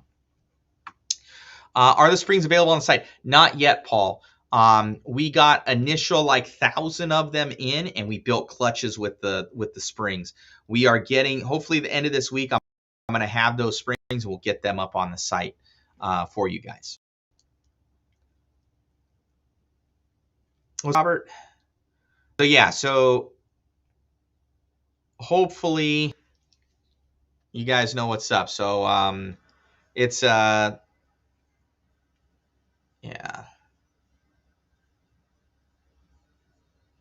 So Robbie Rob right here, yeah, he's been running the V3 since the West Coast Nats last year, and my truck, great power off the bat, grabs and goes. So yeah, Robbie Rob had some of our initial shoes. I don't know if we gave him the initial clutch, but I know he had the shoes in there that we did. And I think Robbie Rob likes all 8. He's a madman on throttle. So Robert Sturgeon, does this clutch work for MCD? I do believe that it does, Robert. As long as you have a smooth bell, it should work without issue. I know some guys have run our clutches in the MCDs. As long as it's a smooth bell, you should not have a problem. So yeah, this new clutch it's really good, guys. I've been running it for a little while now. All of our team has been running it for a couple months. I've seen nothing wrong. We wouldn't release something to you guys that was wrong, and the pedigree for it has been amazing. This design has pretty much been in existence since 2014, and we've been doing essentially durability and performance upgrades since then, but still with the base that it's a really, really good clutch. So yes, so hopefully you guys enjoy this thing, and it does well for you, and it's worth your guys' hard-earned money.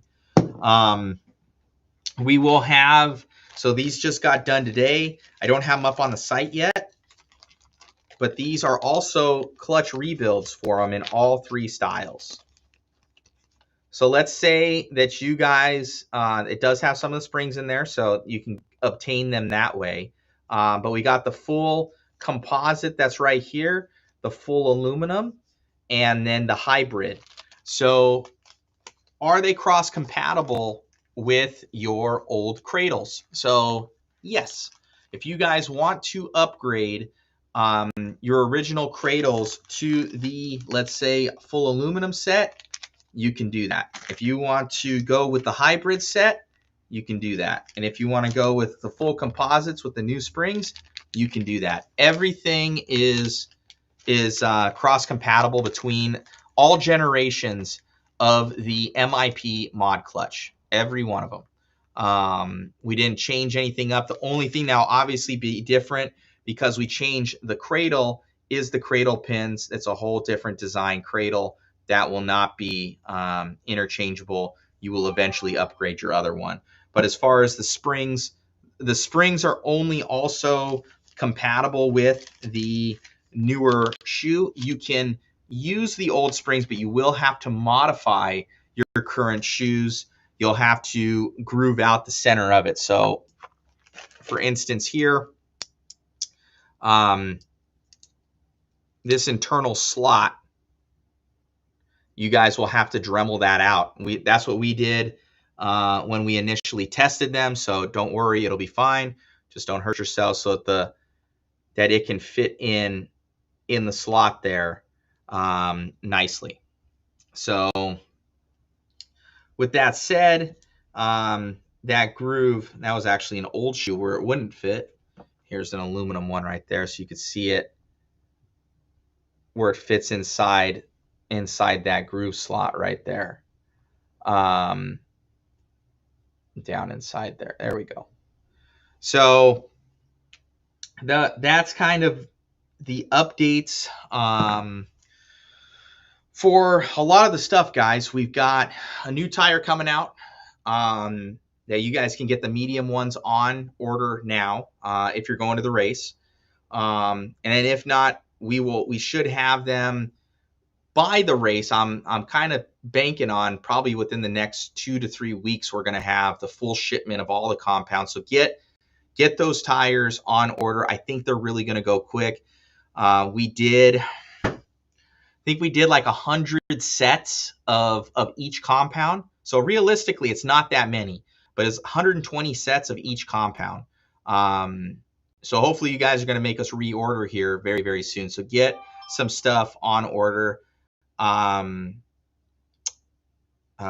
our initial batch. So hopefully you guys like this new tire. I was really happy with it. And it handled awesome. Great steering, great traction. When I needed to change compounds for heat or for track conditions, I was able to. So you guys that'll be a new setup tool for you where you can change your compounds. We haven't really had that luxury before with the compound changes like the 8 scale and 10 scale guys enjoy. So now you guys can enjoy that. It's a really, really good tried and true pattern that we're coming out with for this as well.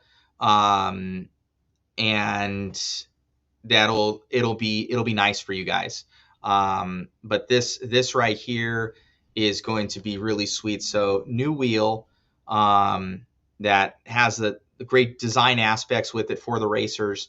The tire here, it's taken the best of the best and kind of amalgamated it and got those compounds for you guys. So I really, really I got a good feeling about the tire because I know that I used it as a setup tool and it was super, super nice.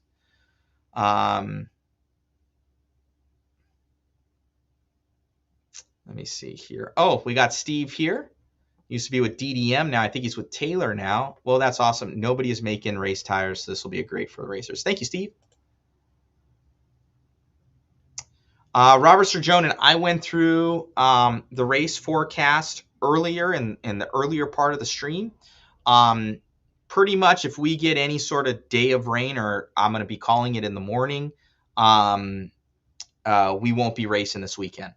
The track is so saturated right now, we can't physically get it ready in time if we have another day of rain, which is going to happen. So you can read between the lines on that one, but unless something magical happens between now and in the morning that we're not going to get rain from Thursday into Friday onto Saturday, we're going to push it to the 5th, 6th, 7th of December. And you can see the full stream earlier.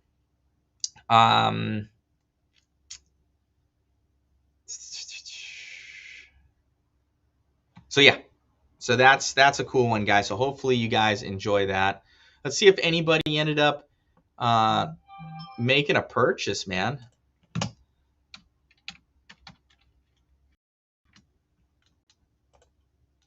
I wonder who was the first one to buy a set of the Jerichos.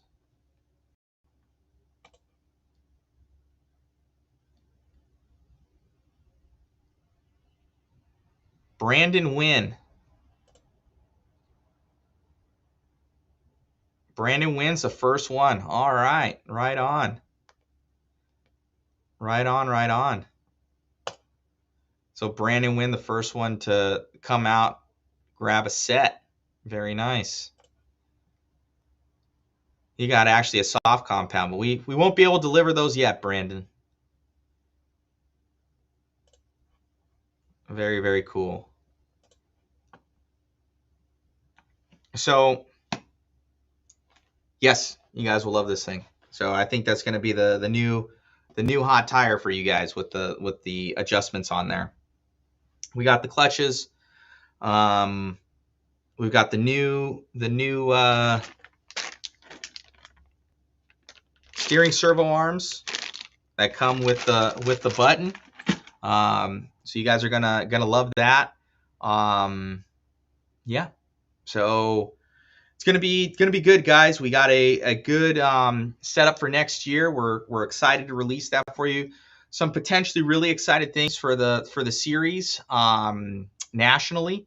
So we're gonna be talking to you about that. We got some stuff in the works, and really excited to see you guys trackside. Like I said, nothing's happening. We're very, very invested in the racing fifth scale community to make it awesome for you guys. So it's going to be super sweet.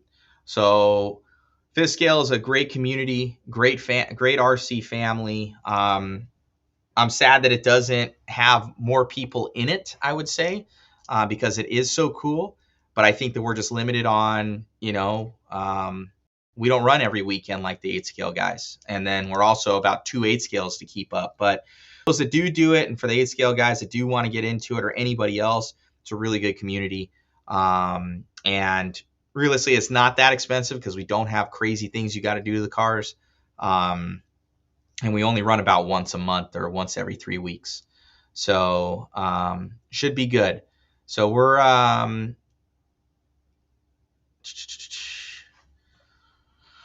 let me see here.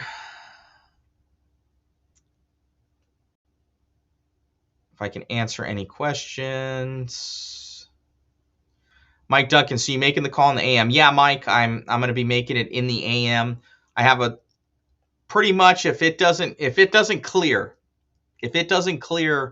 for that, for that time, we're done. We can't have rain going into Friday into Saturday. It's just it's a null issue. We can't get it dried in time. So unless Thursday really lightens up and then it doesn't hit and drag into Saturday, Sunday, or Friday, Saturday, we're done. So I've already talked to Joey about it. I would call it tonight unless it's like something stringent, but maybe a miracle happens. But as far as I'm concerned, we're probably SOL on the thing. So those that are going to be flying out, what have you, I'm going to be waking up early in the morning to check the weather. But read between the lines for it. You guys see that weather in the morning, your time out there, know what's going to happen. So you guys can read between the lines on that.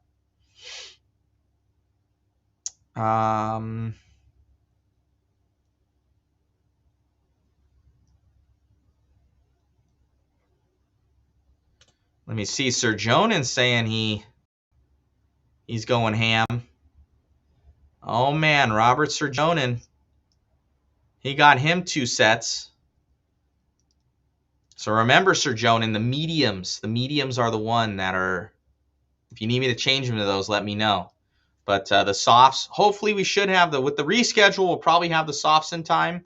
The mediums, we should have a little bit before then. I spent $800. So all that money, is washed. It was for nothing because the event was canceled. It was supposed to be here in time for just you guys getting the new set of the Mod Jericho tires just in time for, damn it.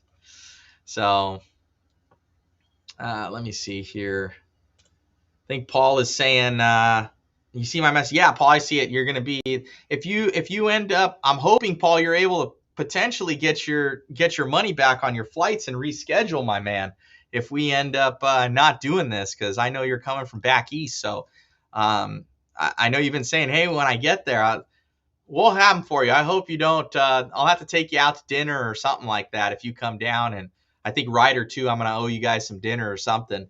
We'll go out and have a good time if you guys have to come in. So we'll show you around the shops and that.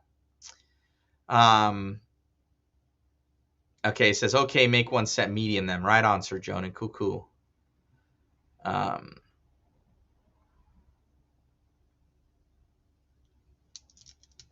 Yeah, man, you can, Paul, you can pick them up when you get out here. Joe Shartung, he's offering up his abode for some barbecue. That's a good option. We'll make a group. We'll have to do a barbecue weekend. Very nice. We might be into that there, Joe, on Saturday. That'd be sick.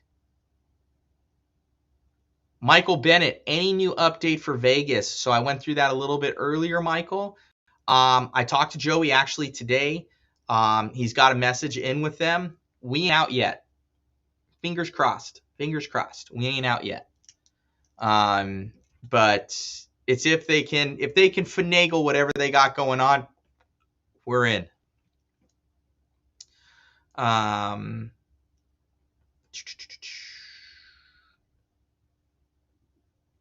Right on. So looking good, guys. Obviously, for those that are coming in, let your friends know, let everybody know. If you guys see rain on that forecast come tomorrow morning, it's over. So before it didn't show it, but just from talking to Joey and just from talking to the guys that were actually there pumping it, they said if they get another day of rain, it's impossible to get it ready in time. Impossible. So they've been pumping it for all day today. They got to pump it tomorrow. And then if we get rain coming in, the ground's going to be so saturated, it's just going to pool up again. We can't do anything. So it becomes a hazard for marshals. It becomes where we're sitting out there in the rain for a day and a half to hopefully get something going in misery. Like, that's not fun. So I'd rather not. And I don't think a lot of people would too. So it's just the way that it is. So we can't control it. We want to make it happen. I let everybody know earlier, like Megan and I postponed because we got that whole thing with BattleBots coming up for Abu Dhabi. And I have to get the robot out by December 1st. I got to ship the robot December 1st. And like, we were gone during that time because if we pushed this event back, it probably would give me the time when we could have done it. But since that ain't happening, she was like, hey, should we just take off the honeymoon? We'll do it next year. So we canceled our honeymoon for this race essentially. So we'd have enough time to get the bot ready. So that's a real one. My wife's amazing. But it is what it is. We can't do anything about it. So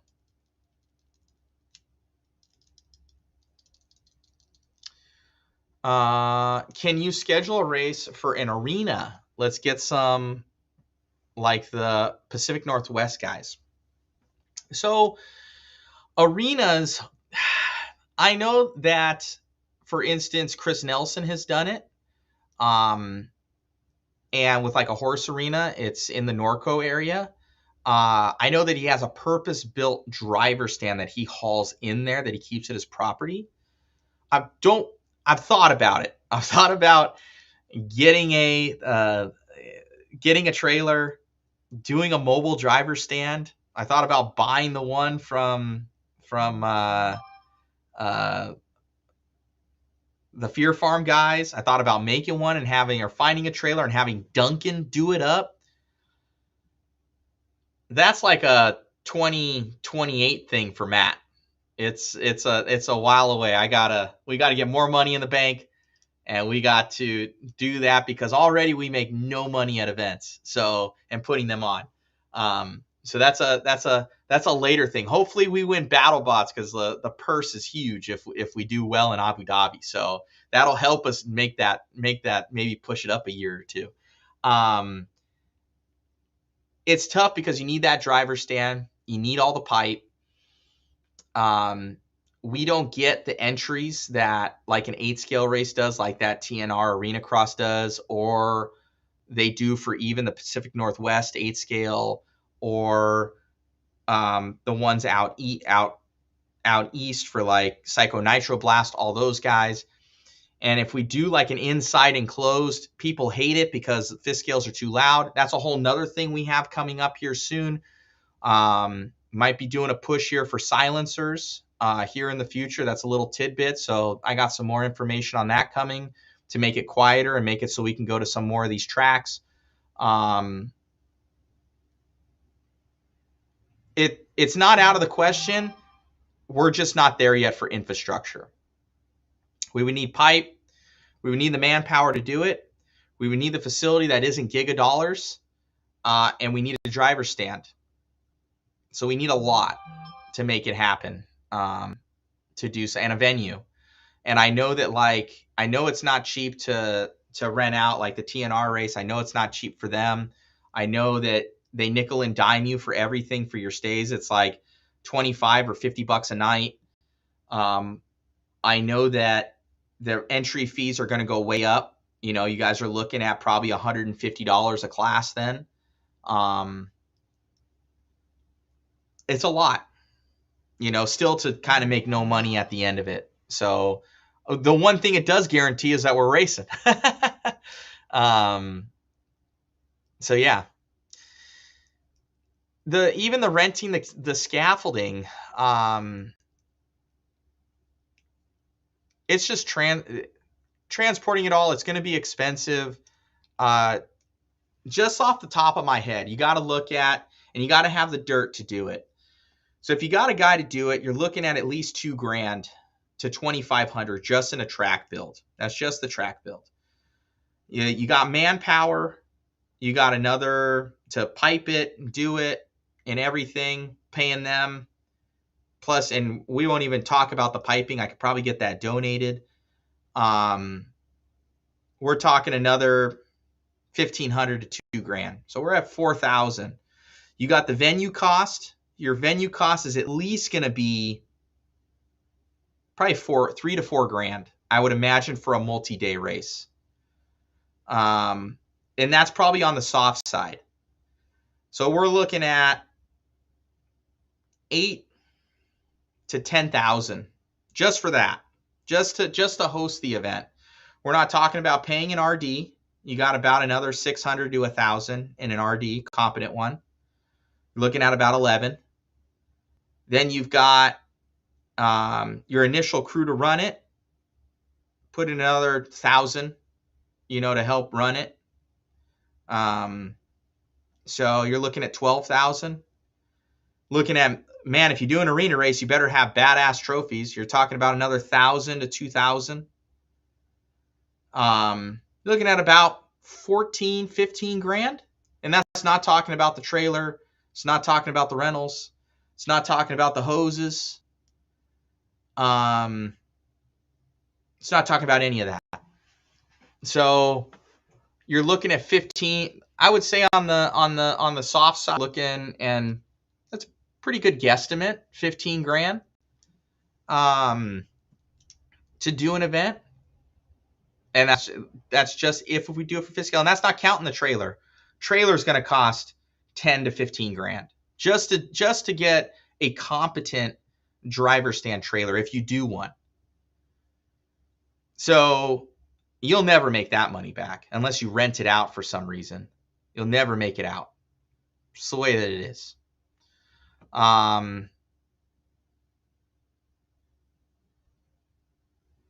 So yeah, that's about right. 15 grand. Let's do some quick math. Now I'm interested. My phone's dying. Of course it is. I've been on with you guys almost 2 hours. Jesus. Oh, my phone just died. Let me get a calculator.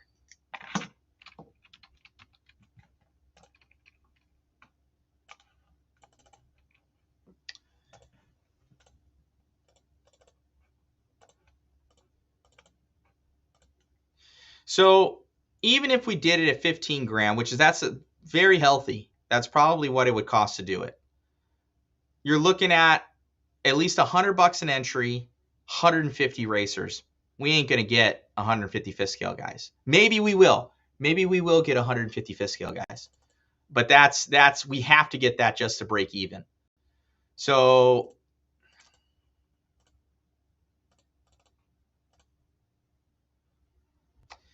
if you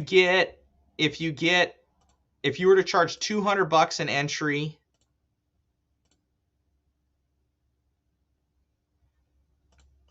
and you got 75 entries, I think that would probably be, you'd be in the $150 to $200 mark per entry to do it for just fifth scale.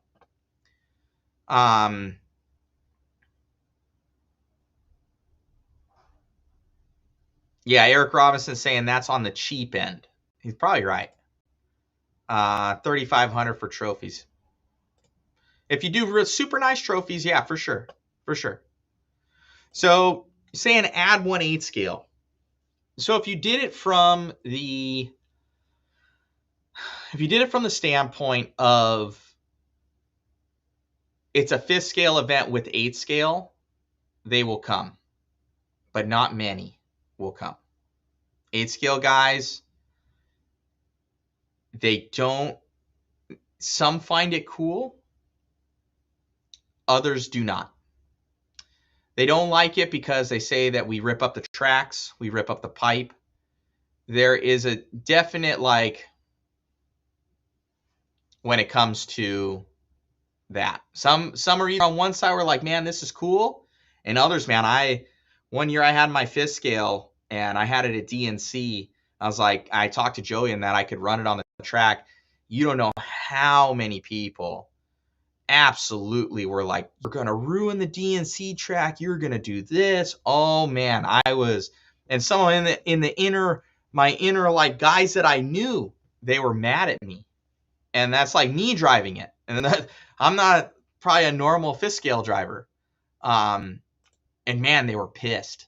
So they were pissed. And you are right.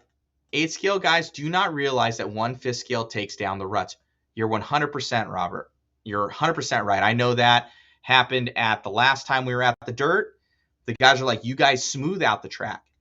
But getting them to realize that is very, very hard. They're stuck in their ways with it. And it's like our dollars on the line, right, to make that happen. Now, to make it cool, maybe they're okay with fifth scale having their own track, 8 scale having its own track. There's no issue with that. They come over, they think it's cool. They're like, man, these are bitching and they're quick. But once you combine them on the same track, it's okay for them that it's a fifth scale event and we add 8 scales to it. No issues. They know what they're getting into. They enjoy the program. They don't complain. It's no problem. But it's always less. There's not, it'll be less. You know, they've been starting to come up. Like, we've been starting to integrate them a little bit, and it's awesome. They're starting to like, man, these things are bitching.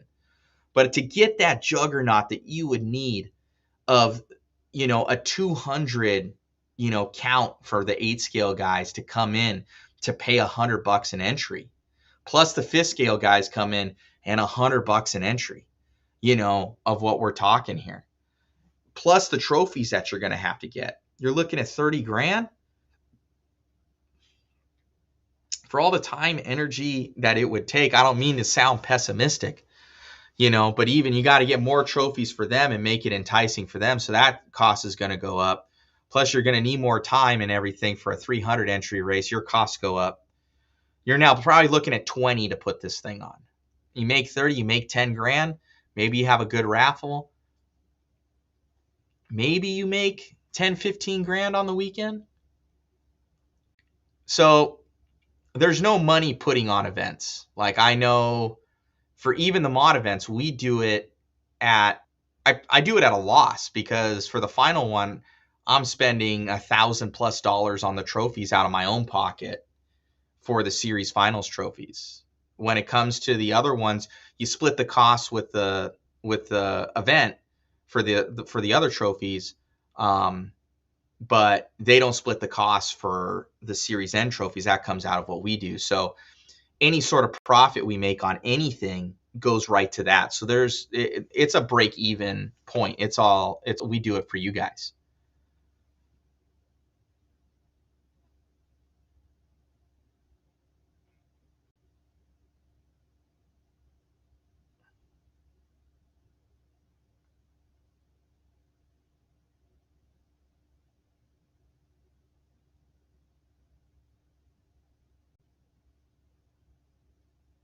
So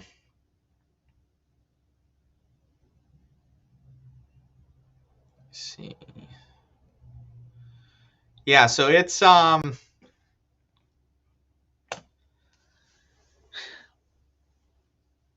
would love to do it. And it could be badass, but I also don't want to go in and lose money. So that's the thing. That would be heartbreaking because at small company like ours, it would crush us to put that much out and not be able to get it back and all the time, energy that it would take to do. Right now, we're trying to put money into products right now to keep us on the racetrack. Um, that's the main thing is keeping products going, and that we got cool tracks like Robinson, and like Good Old Boys, and like Delta, and Paris, and like going to the Silver State and Rocky Hill, and I think G3RC, and a lot of these places that are putting into it, the little places. So keeping those alive is huge, and supporting those, like that's what we want to do, is support them. And then the mod races, I enjoy doing them because I enjoy hanging out with all my RC friends. If I didn't have to run the races, it would be awesome if I didn't have to run them. But for us and for our community, I want the live coverage. I want us to have a nice, well-run program with a couple day races. I want cool trophies. I want to bring in the best guys. I want you guys to enjoy the event, and that it's about you guys and not about the money. And it is about that. It is about you guys and having fun with your RCs and enjoying it. So that's what we try and push with the mod event, and hopefully that trickles down to a lot of things. But it's our way to give back and as a thank you to the community for all the support. Cheese City, yes, for Ryder. Yes, that's an awesome track. Hopefully we'll make it there this next year. I believe we will.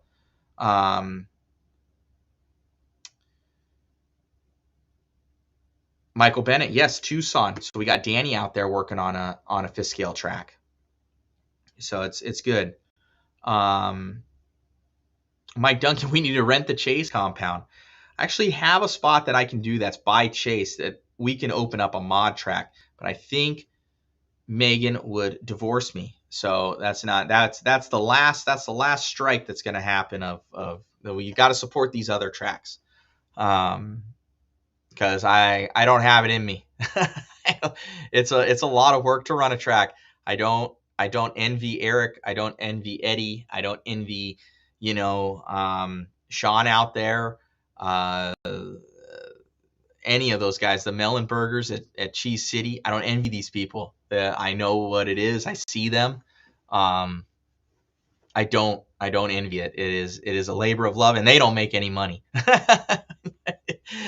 So we do it because we love the hobby.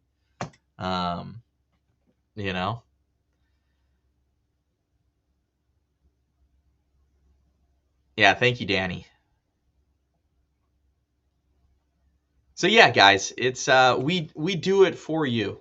It is all for the racers. We do it for you. It's because we enjoy it. We are racers ourselves, and I go to the biggest races around the country for all scales. So we try and bring that to you guys too, from our coverage standpoint to how the event is run, how it's announced. We brought on David Orner this year to do it. We got him out of the pits, put me back in the pits, and now I'm handling other fires that are going on. So David's been amazing announcing all this year. I think he's really brought a lot to the program, and taking that job away from myself, that I can do other things to help the program run smoother, the coverage be better, everything like that. But even so, we're 5-6 strong when we go. We got myself, David, Brian, he's been helping out a ton, Chris, Jason, Ari when she's able to go. So we got those guys, and then like at Silver State, like Stober's out there helping us, Rob's out there helping us. So sometimes we got a crew of 6 to 8 guys to just run a small fifth scale race for 100 racers. Like it's a lot to do. It is a lot to do. So it's good. But very much so, guys. We appreciate all your guys' support. Please go on there, grab some of the new tires, guys. You can get a deal on them with the grabbing a set rather than just a pair. The new wheels, when these come out, jump on and get a pre-order set. I know they might not be coming for a hot second. I'll be getting that pre-order up soon, but that helps us keep this going. That we're able to keep helping the fifth scale community. We got a ton of money out on this stuff right now, just in mold costs, initial product costs, shipping, everything, like gobs of money. So, but it's got and it's got to be good for you guys. But that's, these are some of the biggest projects we've ever done.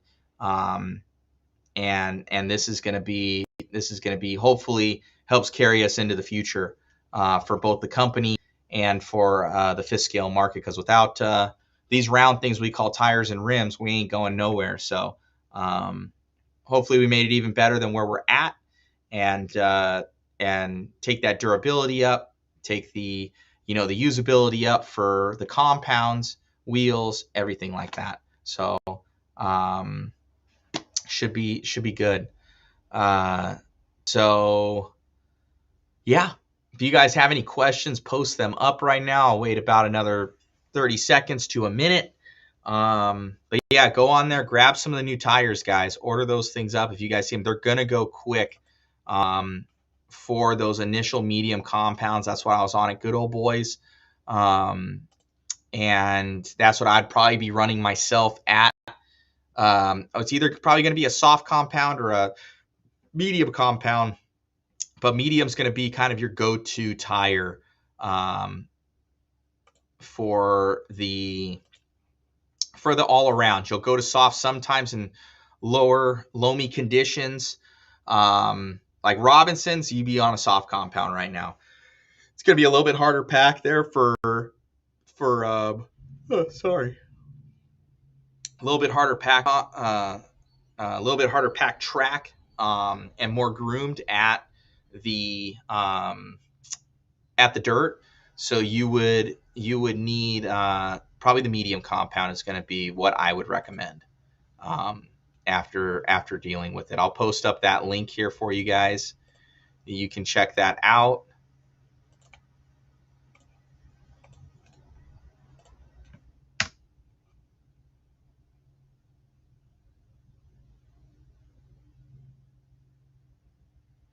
Are they a belted tire? They do have an inner webbing. So they got that. If you can see it, they got that inner webbing right there. They still have foams. The mod foams are in there.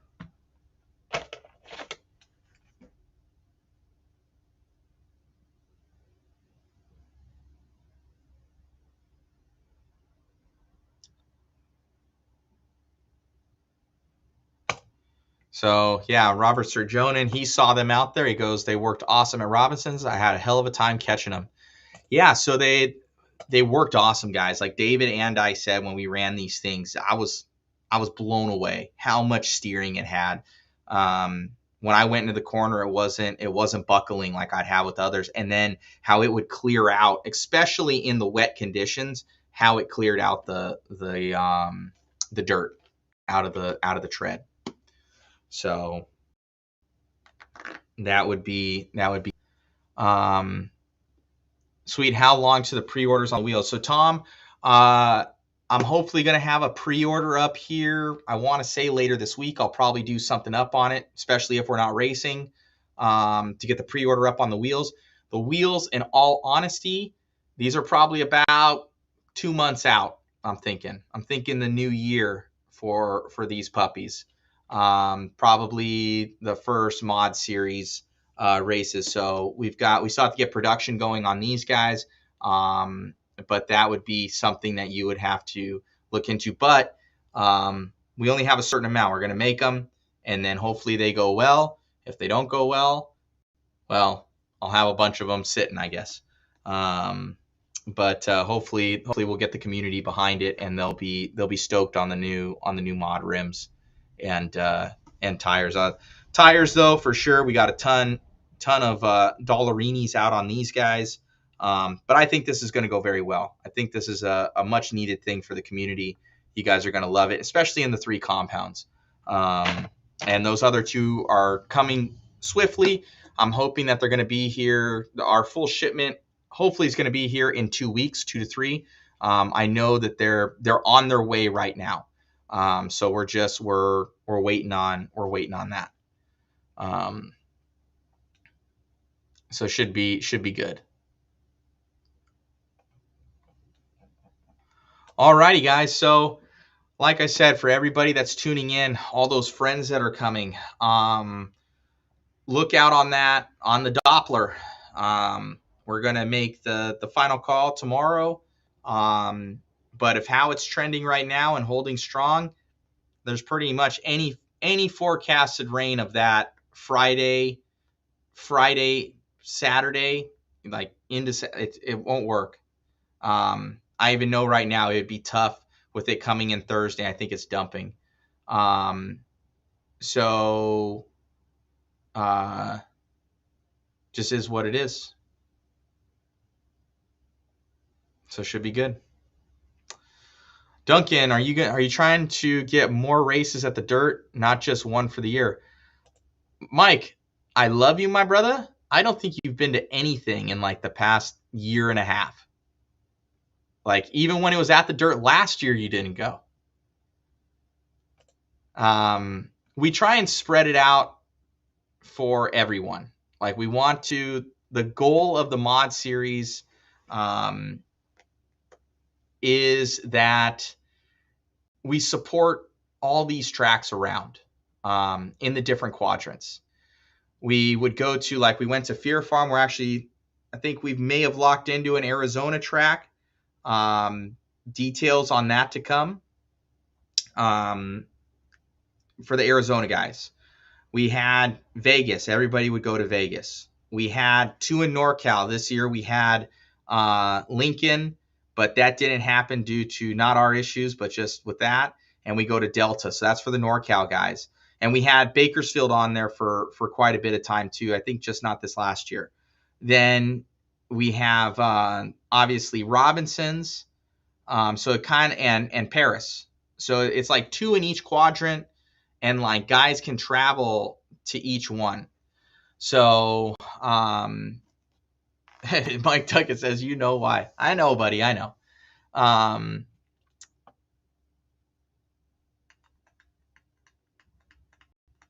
So I try to go to all of them, and I don't have, it takes a lot out of me to put on events. It takes a lot away from the normal business. And essentially this is a promotion and advertising expense.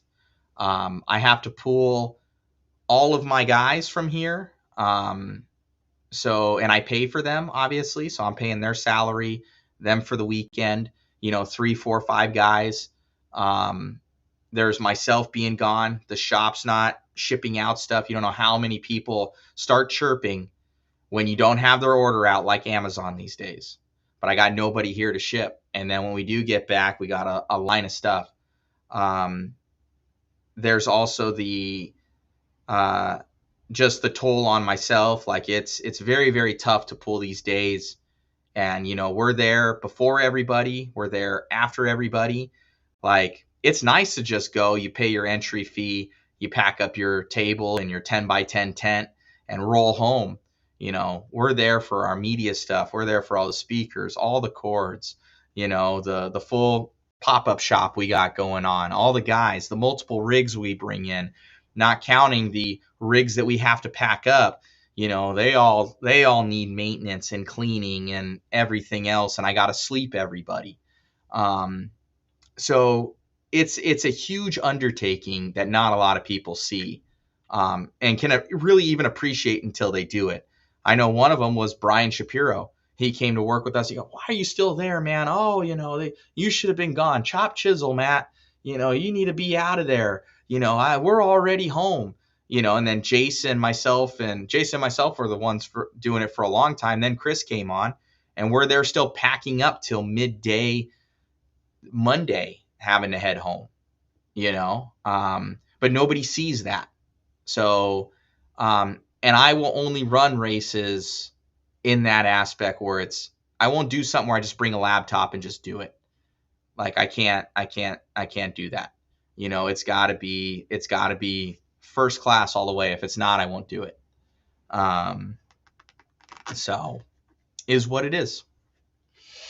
Danny Trevino saying Tucson. Danny, I need to see the track. It's gotta have. I know that it's coming for your 10 scale, 8 scale. We got to see what's up. So we wanna go out there, but I can't plan something. Nothing's there. But check on that one. I think it's D&D Raceway in Tucson. So that'll be super awesome when it comes out. But I wanna see something.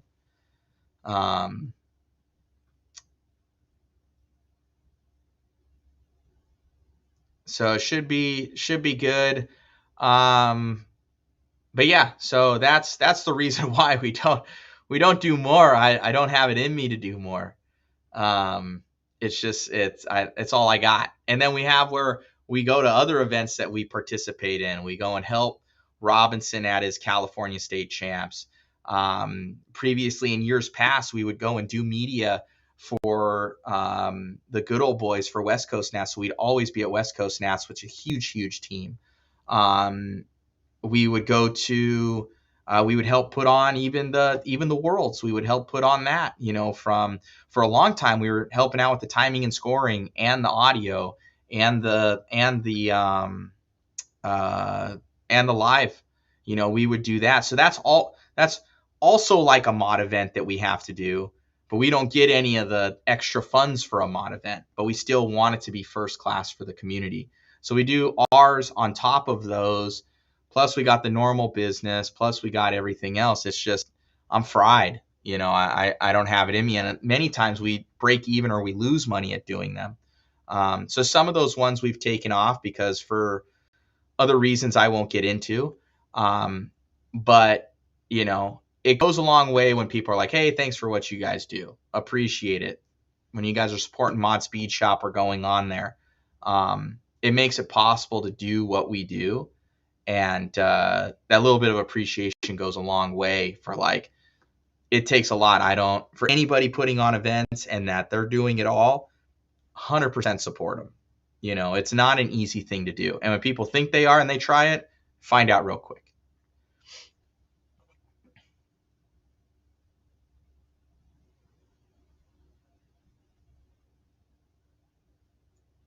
Mike says, "You're too nice of a guy and you have your hands in too many things. And now you're married." Thank you, Mike. Yeah, we do it for you guys, that's just the way that it is. And we've got it down, and that's why a lot of people want us to do it more and to do it again.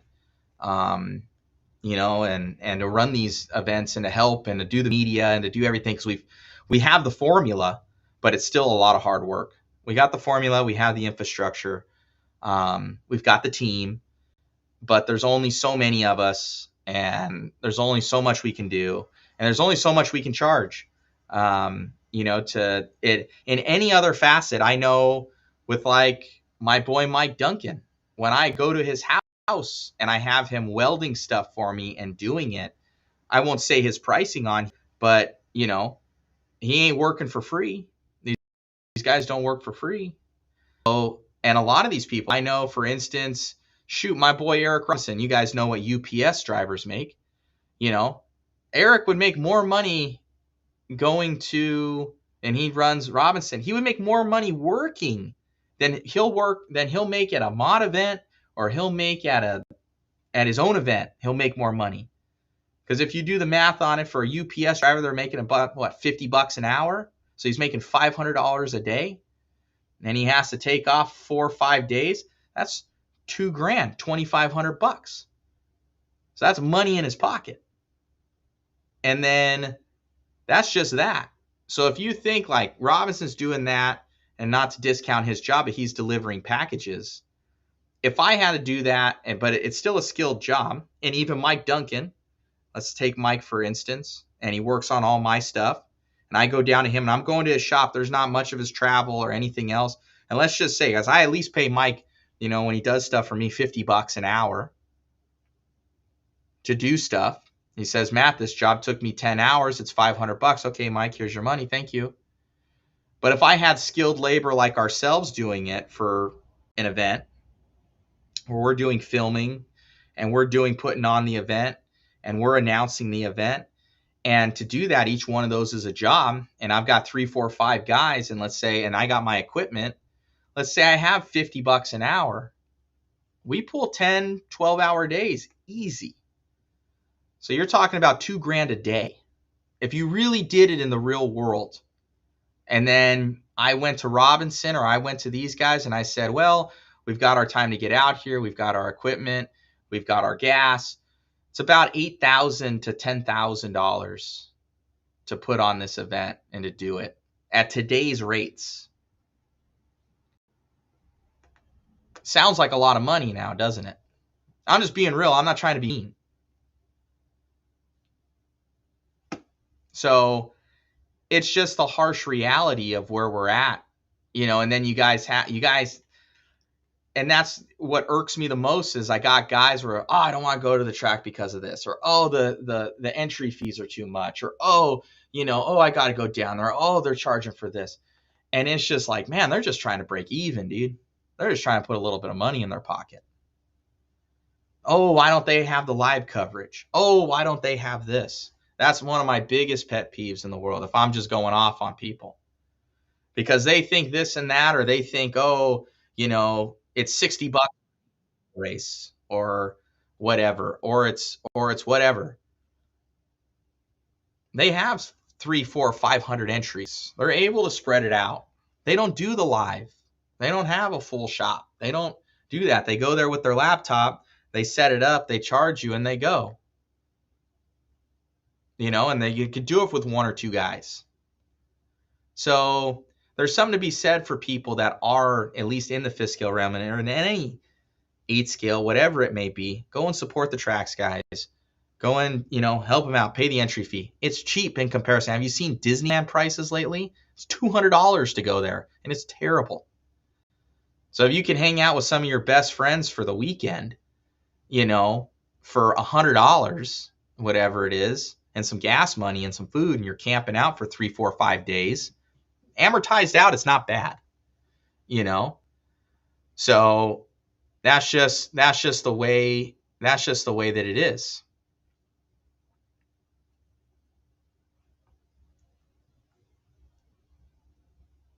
So, it's just the way that it is. So it's a situation that I do it because I love it. It's not because we end up, the way that we make money is from products. This is how we keep the lights on, and that people are out there. So we're able to do that, but there's no money made that are putting on events. Events are just so that we can sell more products, right? So if there's no racing, there's no sales. There's no sales, there's no innovation. So it's our way to keep the cycle going, to give it that boost, to reinvest in the community. So for like a lot of these companies that don't support the events and don't do that, they're just riding on the coattails of the ones that are doing it. And that goes for a lot. So it's definitely put your money where your mouth is kind of a thing, and try and do it. So, and that's goes for all scales, and support your local hobby shop, support the track, because a lot of these places, it doesn't go without saying that it's, it's a labor of love for a lot of these guys. All these, I can't eat these products behind me, right? I can't eat this. I can't give my this to the bank and say, hey, will you accept rubber Fiskale tires for that? So, and that's, I know it's hard for everybody, but it's just the reality of it. So when you do have the people that are making the extra effort, putting on events, doing it, go out and support them. Don't, I understand sometimes of like, it's, everything's getting expensive because it is, but a lot of these times these guys are just trying to break even, especially in Fiskale. We're just trying to break even. That's all that it is.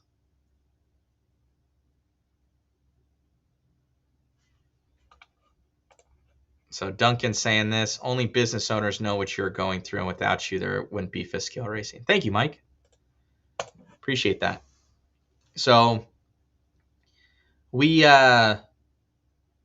just to be said, guys, go out there and support, these places that are having races. And it's me too. I'm part of that as well. I'm so busy that sometimes I can't get out to those races, but we try and support with raffle prizes, or we try and support with knowledge on what's going on. You'll never hear me say, don't go to that race or something like that. Support the track, support the companies that are supporting racing, those ones that aren't, you're buying from them, if they're not really supporting, like, your guys' money is power, at the end of the day. So,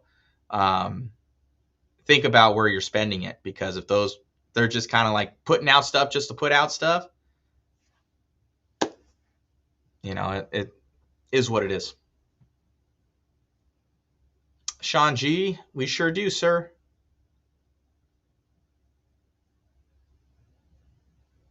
Ryan, do we have the new? 1 second, Ryan.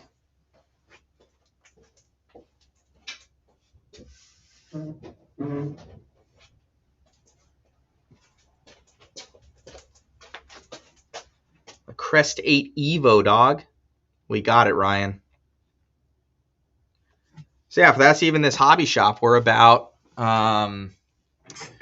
we're 2 minutes away from Huckleberry. So we opened up this hobby shop for the racers because there's no, and this was a huge undertaking. You guys, I can maybe see it. I was like, so that's the hobby shop. And those are sliding doors over there, all the cabinets of product.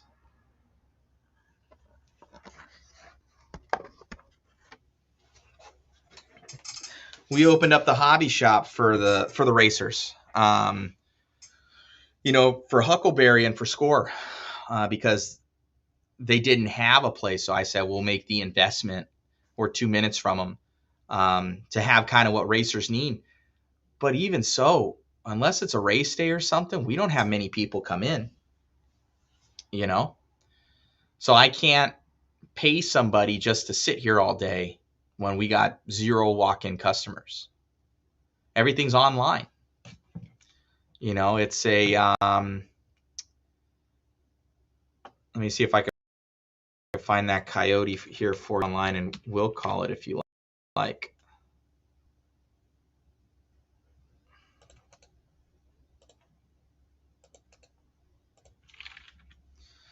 There you go, Ryan. We got him in stock, buddy.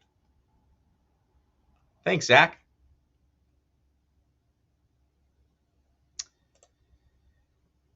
Is there going to be a new go-to since the Fiskale 5T is discontinued? There's a new 5T coming. I know that for sure. It's going to be some sort of 3.0 version or something like that. There is a new 5T coming. And a lot of stuff will be interchangeable from your old chassis to the new one. I know that for a fact. Some will not. So, but a lot will, from what I know. Coyote batteries. So Skeptic CO. So I won't say much on that, but Gens Ace are good too. I'll just, as far as the, that's what I can say about that. We carry all the Gens Ace stuff. They've been great.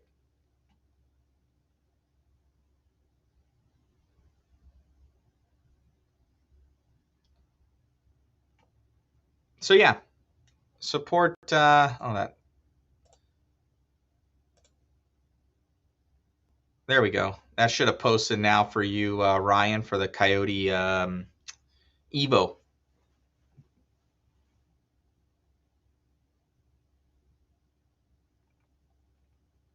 So yeah, we created the hobby shop for that, and it's going good. We need to push it more, to be honest with you. There is some stuff on our side that we need to push more, do more social media. I've been so busy lately. I got married recently. My wife Megan, and that was a huge undertaking. We're renovating a house right now. That's been wild, and needed a lot of fundage to make that happen. We've had many projects like this that we've been doing in the background, and the Clutch project. And making sure everybody's paid, all the buildings are paid. Doing a lot of media. We've been doing a lot of media lately, making sure we take the jobs when we can.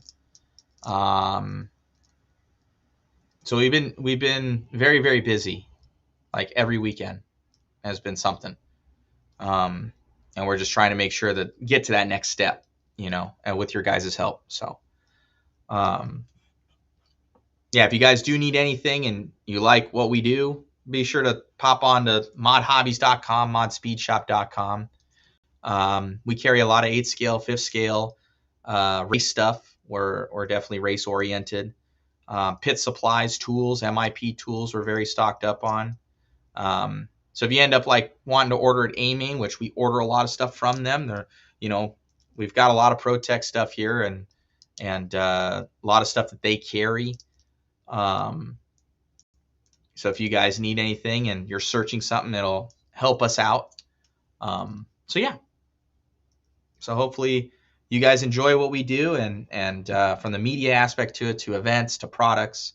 A lot of our stuff is done all here in the States, unless we can't find a manufacturer for it. We support American jobs. So, and trying the small business thing, but it's tough. It is tough.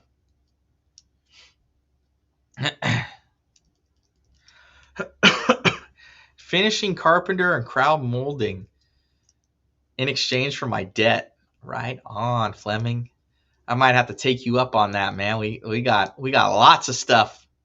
We got lots of stuff to do. I love it. I love it. I love it.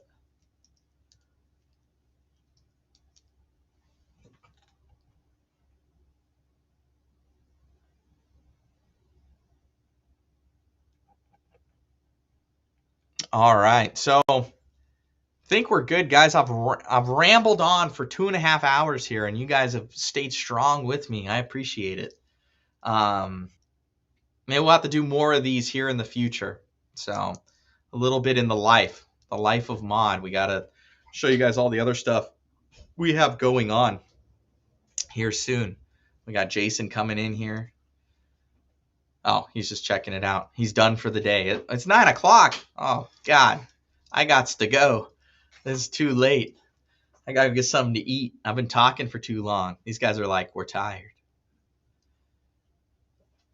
Thank you, Sean G. Plays with electrical, drywall, plumbing. Thanks, Sean. Appreciate you, bro. Yeah, man. So I have to keep that in mind. Send me your guys' personal contacts. I know Fleming. Sean G. Text me your information on the Facebooks. Always want to support friends that got skills. So anyways, we're done. I'm out. Keep those eyes on the weather, guys. We're going to be looking in a short 11 hours here, but all signs are pointing to we're Dunskies. So keep your friends in tune with what's going on. We'll let you know. Thank you, Ryan. Much appreciated, brother. You can always will call too. So we got a will call service. You can walk up and grab your goodies Monday through Friday, sometimes on the weekend. All right. We'll talk to you guys soon. Much love. And you guys stay safe out there and stay warm.